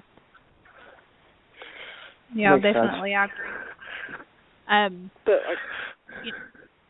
I could get into psychobabble about Ryan's little experience with the beach and all that good stuff, but that's. Well, there's always time on Facebook. Yes, that's what I'm saying. I won't get into all that on here, but I'm just saying that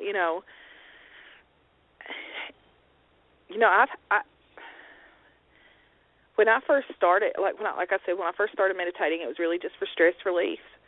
But then I picked up a book that changed my life, and I read that book, and I followed that book, and then I realized that through meditation, I realized that, hey, listen, I have to make my own path, and everything that I want to contemplate, I do through meditation. If it's serious, I do through meditation, because it helps me get to my real true self, and I know who I am, and it helps me make the right decision for me. So it's not just that I do it spiritually, but my spirit guides, I definitely know that they're there. I have 13 of them. Yeah. They kind of, one of them looks like the Grim Reaper. He's really kind of scary. But I know when I see him, really, I know if he steps in front of me, I know that there's something bad there, because he's standing there and he literally stands in front of me. And that's how I know when something bad is around. I have a question. Uh-huh. You know that book, The Christmas Carol? Yes. With the three spirits, the Christmas present, future, and past, would they be considered spirit guides? I would really like. You can look at them like that. I think so. Mhm. Because I do have, one of my spirit guides is this lady that looks like she's in Victorian get-up. They're all like, one of them is like this little bouncy blonde cheerleader girl, and I really don't like that. I mean, just not. Anyway, that's beside the point. But but this lady in this Victorian get-up is like the lady that introduces like spirits to me. Like if I'm doing a reading, like to me it's different if I'm doing readings, and if I'm like doing an investigation, it works kind of different. But basically, if it's somebody that's a spirit that wants to a person that is passed on and their spirit wants to come through, she like introduces me, like it's a formal introduction, like, oh, this is so and so's dad, because I very rarely get names. Like that's just not my little skill set, is I don't get names a lot, but then it's like it's weird how it works. I mean, and I think it works different for it works different for every person with abilities, how they communicate. Definitely. And how they get their signs. Well, I've got a question. We were at a meet. Ron was messaging me on Facebook right now, and he's saying, I'm not breathing hard. I purposely was not trying to do it just to see if it was still going on, and it obviously it was still going on. But I'm just wondering, Michelle, if you can kind of like tune in and see if we are dealing with someone, a spirit around one of us. Well, I don't really look. This is my experience with that, and I really don't know if it's like just with us, because I really have heard it like on other shows. Yeah, I mean it's happened before I've on had our heavy show. reading on this show too. And Yeah. I guess I'm like, what are you doing? It's almost like they have their just have the receiver right up to their mouth, and they're like, well, I've and had like I was walking around my neighborhood, and if I had to take a deep breath, I'd hold the phone away from my mouth, like away from my head, take a deep breath, and then go back to talking again. So I would make sure that it was not me with that heavy reading, because I mean, I don't know. Well, I know on a prior show we had a mail kept coming through, and when we ended the show, me and Dennis was talking, and Dennis said, this mail's on your end, because we talked on the phone, and he kind of tuned into it. But it's weird how it works, though. I think when you get certain energies together, I know, when it me and Michelle, I know, with me, when I'm around Michelle and Dallas or anyone else with abilities like that, I kind of like, it's like you tune into their energy. So it's weird how it works, but it definitely on the show we've had we had lots of weird stuff on. happen on this show. That what you talking about when Pat came on the show a few weeks ago, and that guy kept saying hey, and we're like, well, who's saying hey? Yeah. Yeah. Oh God, that was weird. That was weird. Yeah. That was strange. I think that's actually Dennis was like, this guy's with you, Holly. And I was like, great. Maybe it was Jonathan saying hi, or John, or whatever his name is. Yeah. Yeah, well, Jonathan, he ain't been around in a while, but he's staying around Miss Emily. True, but didn't you say that we were talking to Miss Emily's dad that night, weren't we? Wasn't he on the phone with us? Yeah, actually. Yeah. Yep, he was. Yeah. True, very true. So, I mean, that could be it. It's funny how it works. It's funny that all of us can hear it, and I mean, I've heard the breathing on the show before, and I can't, for some reason, I can't hear it. I can't hear it now, and apparently we need to update our link because I don't know, maybe Howie can't get to it or something. I don't know. Oh, sorry, I'm reading the comments on our page here. I don't know how to update a link. Yeah, that's what I was going to say,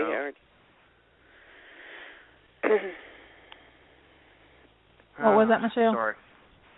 Nothing. I was just read the same post Ryan did, I think. Yeah, you saw that one too? Yeah.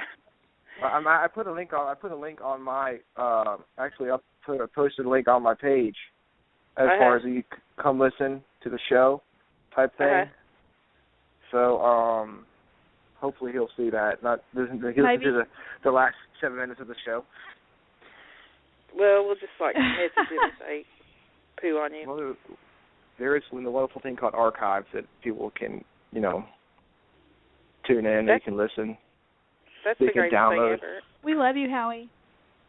Yes, we do. We love you, Howie. Sorry we didn't put a good link on to our event page. Blame Holly. She made it. It's all her fault. Ryan, don't mind making it to his computer. Oh, if that's the case, I'll be blaming you all night long. Shoot, did you come up here? Hell yeah.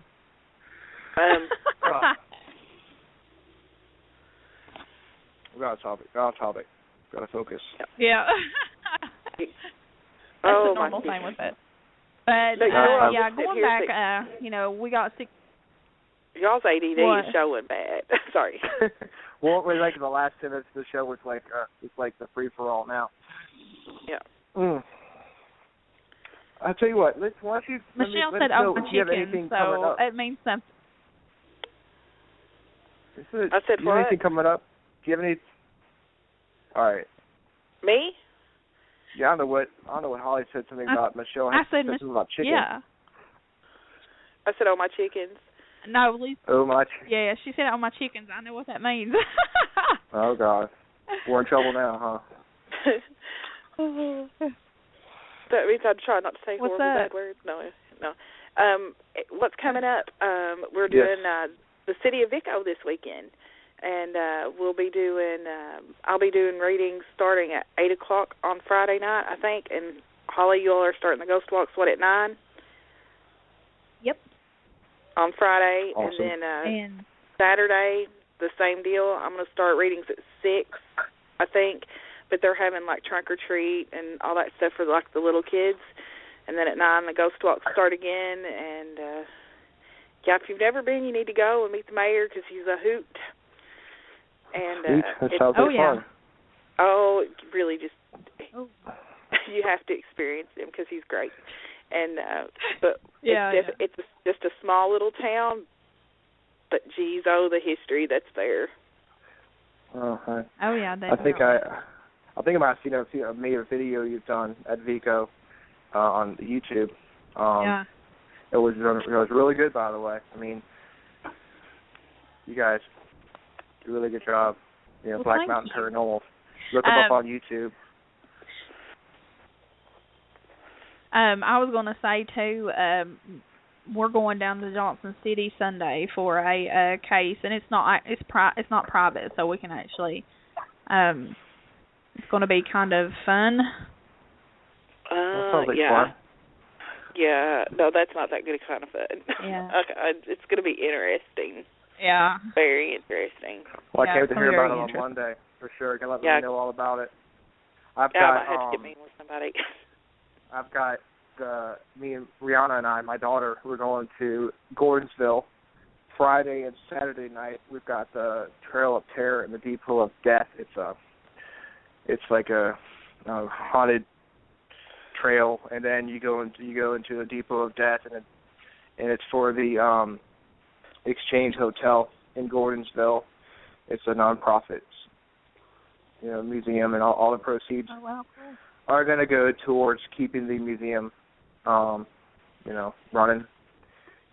So that's going to be a lot of fun. Oh wow. We're dressed up. Oh and, yeah. Scaring people. So it'll be fun. Rihanna's looking forward to it, and it's going to be a lot of fun. So, yay! Oh yeah, it sounds like lots of things going on. Yeah, I can't wait to hear about your Ghost Walk too.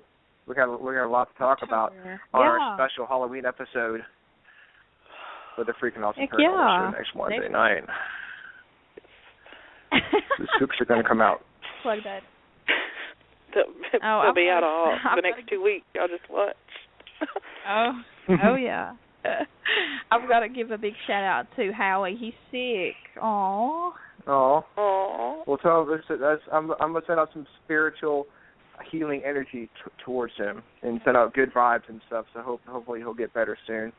Yeah. We definitely want to thank Dennis for calling in and giving us the public service announcement. About and Dallas. Dallas for coming in. Michelle Herald, obviously, you kick-ass job tonight. Thank you very much. Thank you all for having me. Yes. Anytime, darling. We appreciate we you got coming on and dropping some knowledge on us. Well, it was fun. I do my best. Yeah, you're one of our spiritual gurus, or one of our spiritual guides. If you have questions about the spirit world, or what to do, we'll call you and say. Yep, you all know, y'all got my number. Oh yeah, that's awesome. Hit me up on Facebook. We really appreciate it. Oh, definitely. Yeah, definitely. Yes. Definitely. For shizzle. For show. It's always nice. Oh shizzle. Oh shizzle. I guess we're getting ready to go in 60 seconds. Yeah. It's another fun episode of the Freakin' Awesome Paranormal show. We got to learn some new things tonight. We got to have fun. It's just a wonderful night here in the world of the paranormal. It's always a good night when the spirits come through. Oh yeah, it's always a freaking good time on the Freakin' Awesome Paranormal show. I want to thank all our listeners who tune in. Don't forget, next week we're having our Halloween special. We're working on a special guest, and it doesn't work out. Hell, you just hear us talk, which is pretty fun too. So either way, we'll have a good time. For sure. We'll be talking about what's the best candy to have when you go trick or treating, and we're off. That's funny. You had to talk it out. I did. Do you all go into an hour of archive afterward? No. I mean, we could. So usually we just sit there and bullshit. Yeah. We played Name That Tune on all the audio on the and she always plays these completely random songs. I'm like, how the hell am I supposed to know what that is? Oh. You never know what you'll pull out. That was me going, oh. Well. Now it's that we would let our hair loose and just kind of slip into something a little more comfortable. This is a VIP party now. Well, I'm going to let you all do that because I have to be up at 5 o'clock in the morning. Oh, shit. All right, well. Well, thanks. It takes me an hour to get to the school where I'm working at, so. All right, well, thank you very much for coming on the show. Oh, no, anytime. Yeah, for sure. Let me know. All right, I love it. You have a good night. All right, thanks. All right, you all have a great night. We will. Uh-huh. All right. Hopefully. All right. Bye. Bye. That was a good show. And then there was 2. Yes. There were 2. 2 incredibly sexy people. But one incredibly sexy person. And the one person who apparently breathes too hard. I swear, I was walking down my neighborhood. I'm like, oh my God, I'm going to start breathing hard because I'm walking. And they'll be like, this is you. So whenever I have to breathe hard, I just hold it away from my head, take a deep breath, and then bring it back in. Right. I don't know, but it was distracting.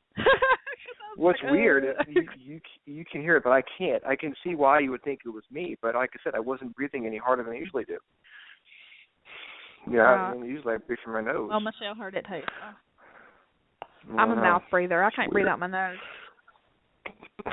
Well, I mean, I usually breathe out my mouth too, but I'm not breathing hard out my mouth.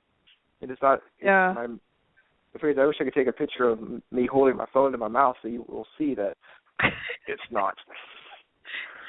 So, do you feel like Michelle's kind of shed light on things for you tonight? Yeah. Yeah, I mean, I like you better as a teacher because you're a lot sexier than she is. But, to me anyway. But I really hope she doesn't go on like the show, listen to the archives part of this. He said what? I'm just kidding, Michelle. You're really hot. But,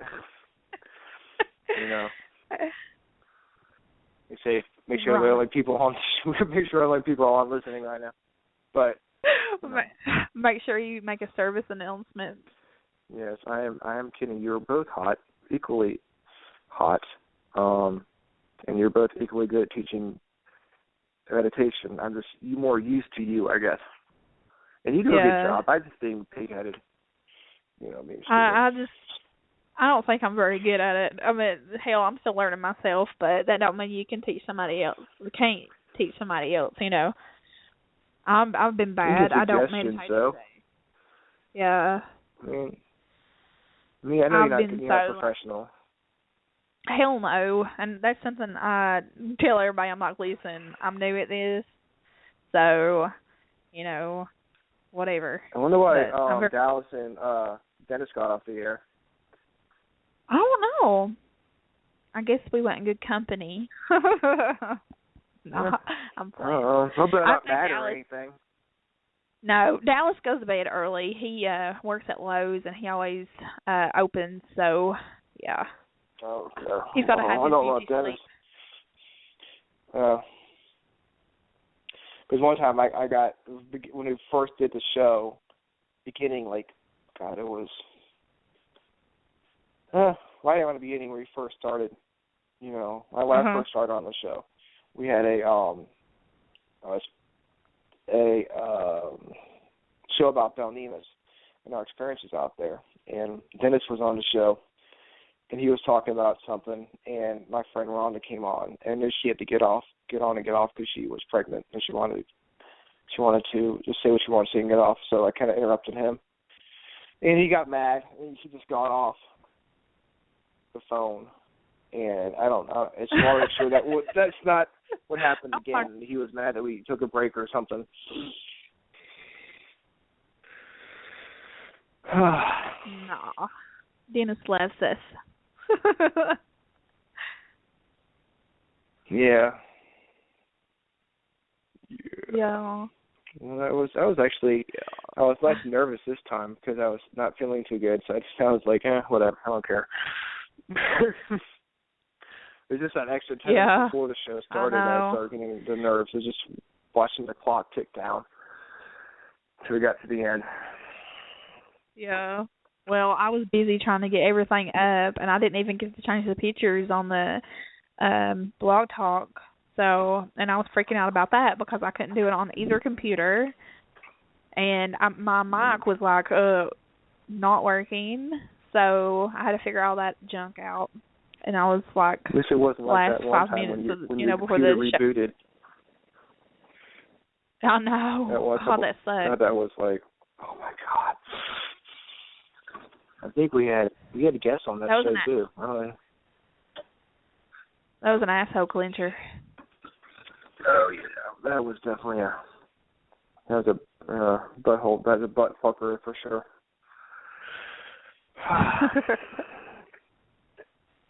But now I think it's time.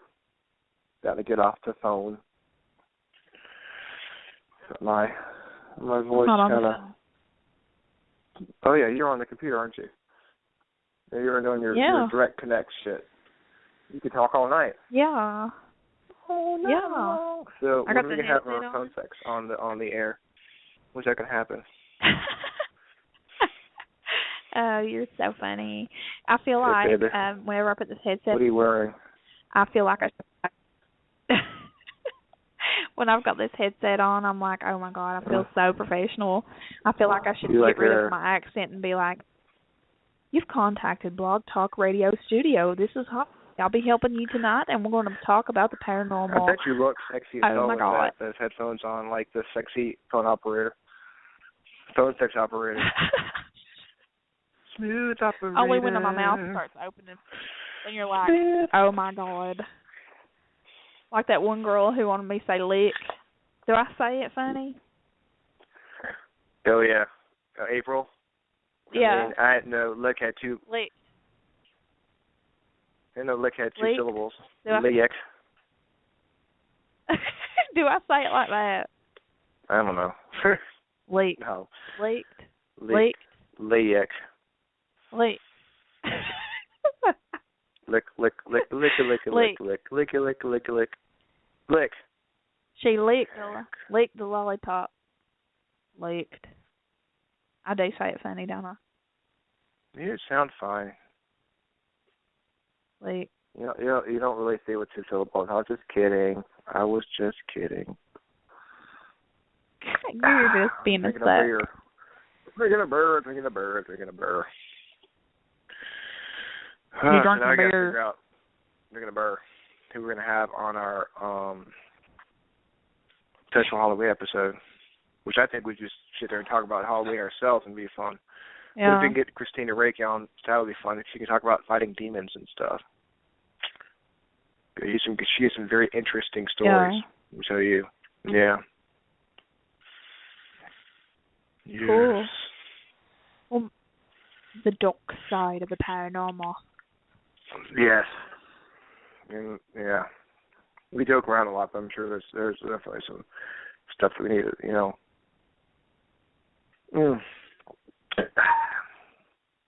So we gotta be careful. I mean, definitely. But I think there's some people out there that's a little bit out there about stuff. True. Like they think everything out there is demonic. Like there's no good. Talking about. Huh. I remember talking about someone was saying that everything it was demonic and stuff. And you know, it was when you were on the show with Terrify, and that guy, preacher guy, American guy who was on there saying that everything was a demon. It's the devil. It's the devil, Bobby Ray. Yeah. Bobby Ray Bush. Is it Bobby Ray? It's hard. I have no idea. It's just hard for me to. Bobby Boucher, that's what it was. Yeah. My mama says women are the devil, Bobby. Yeah, it's just hard. I mean, yeah, I understand that things are out there. There's bad things out there, but to focus mainly on the bad and, you know, kind of put up blinds around you like this other stuff is not out there, that irks me bad. Oh, the guy who played Doc on Fraggle Rock died. Oh, damn, he was old. The guy who played, remember Doc with Sprocket and all that? Yeah. Huh. Sorry, I just saw that on Fraggle Rock. I got. Ooh, look at Kitty. I thought he died a long time ago, to be honest with you. He was old when the show was on.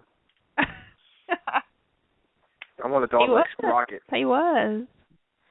He's such a great dog, and it was a fucking puppet. Don't we all? Mhm.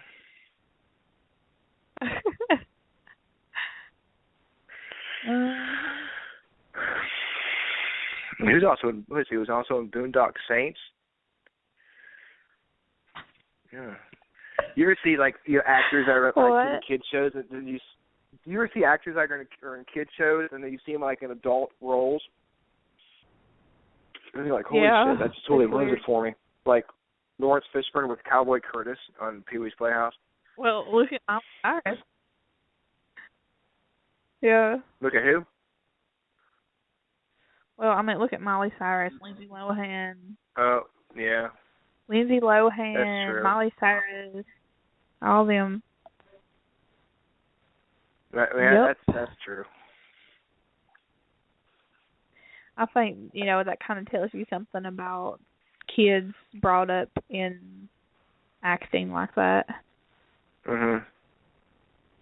They're always like, they end up Hollywood's druggies different, a whole different lifestyle. It's like Babylon out there. You could go out with someone, get divorced, and start dating someone a month later. Nobody cares. It's like you were never divorced, never married in the first place. Exactly. It's like so and so got divorced. So and so is dating someone else, and I'm like, well, hell, listen. If I was ever, could you imagine if I was in that scene? Because I already get talked about like a dog. So. But even then, it's almost like a badge of honor. It's no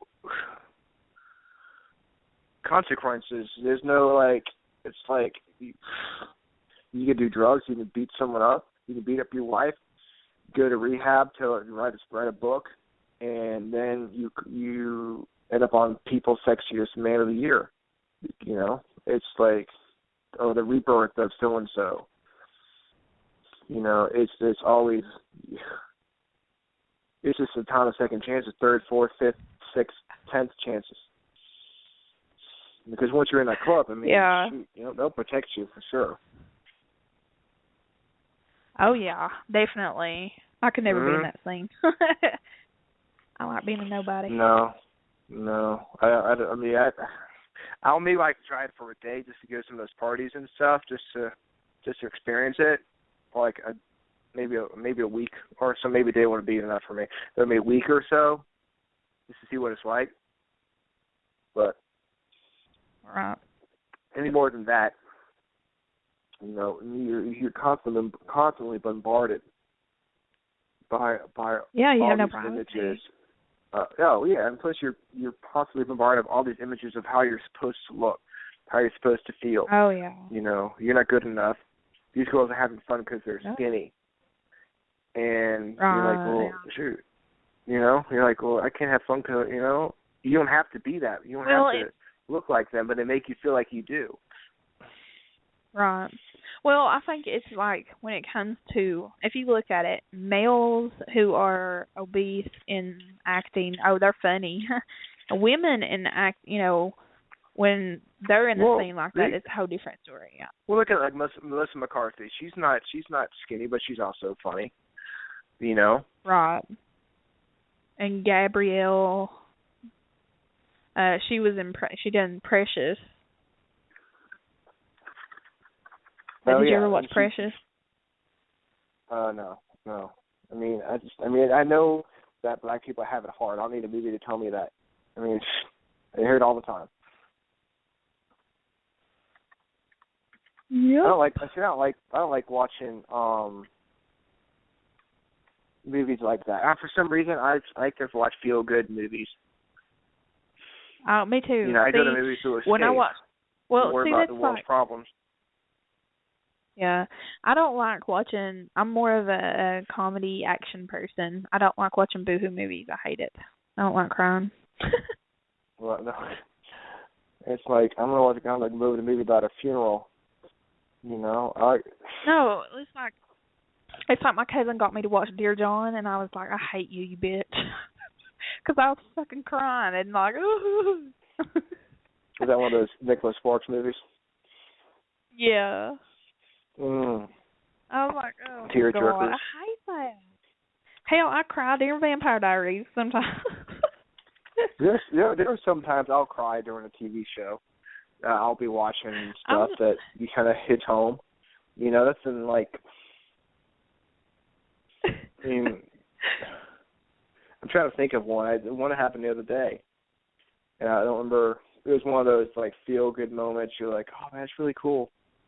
Yeah. More than sad moments, like one of those like happy tears. I don't remember what I was watching. Probably, I think it was a Christmas movie I was watching or something like that. Of course. I just oh yeah. And I was like, oh my God. And my friend couldn't get on either. Oh. My friend Sandy couldn't get on. What the hell? Yeah, I know. And she said she enjoyed your moaning last week on the show. She said it was hot. Well, tell her she's welcome in any time. Every time I was having a show of you moaning all night long, I was just put my phone on mute and be like, for 2 hours straight. No, you got it wrong. Make a recording, put it on repeat.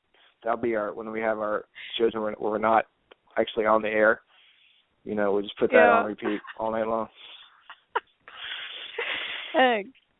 Yeah, I think Kevin enjoyed it too. That's just all the guys and girls out there who want to get a freak on and listen to the show. They could do that. Just listen to you moaning. They could probably have sex to that. We could like, spark some. They're like on this episode of.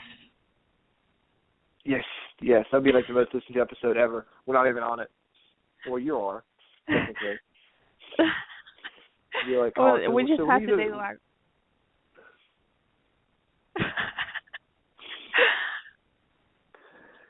It's too funny.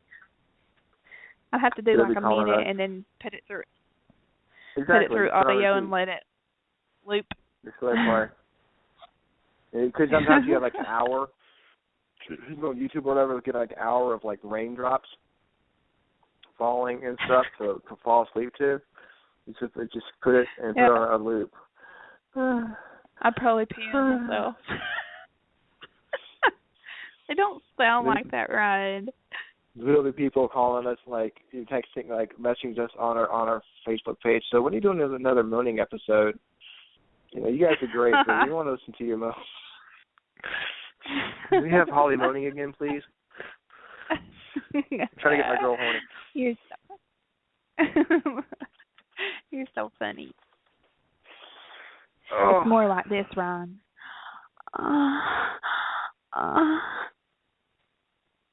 If you throw in a few Orions in there, that'd be really hot too. This, I'm just saying. I hope nobody listens to this shit.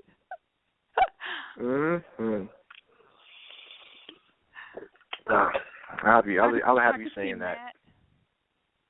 No, I can see Matt going back through these and taking the recordings of me moaning off of it and putting it in audio clips. Oh, God. I could see that, too. And I would say, hell yeah to Matt.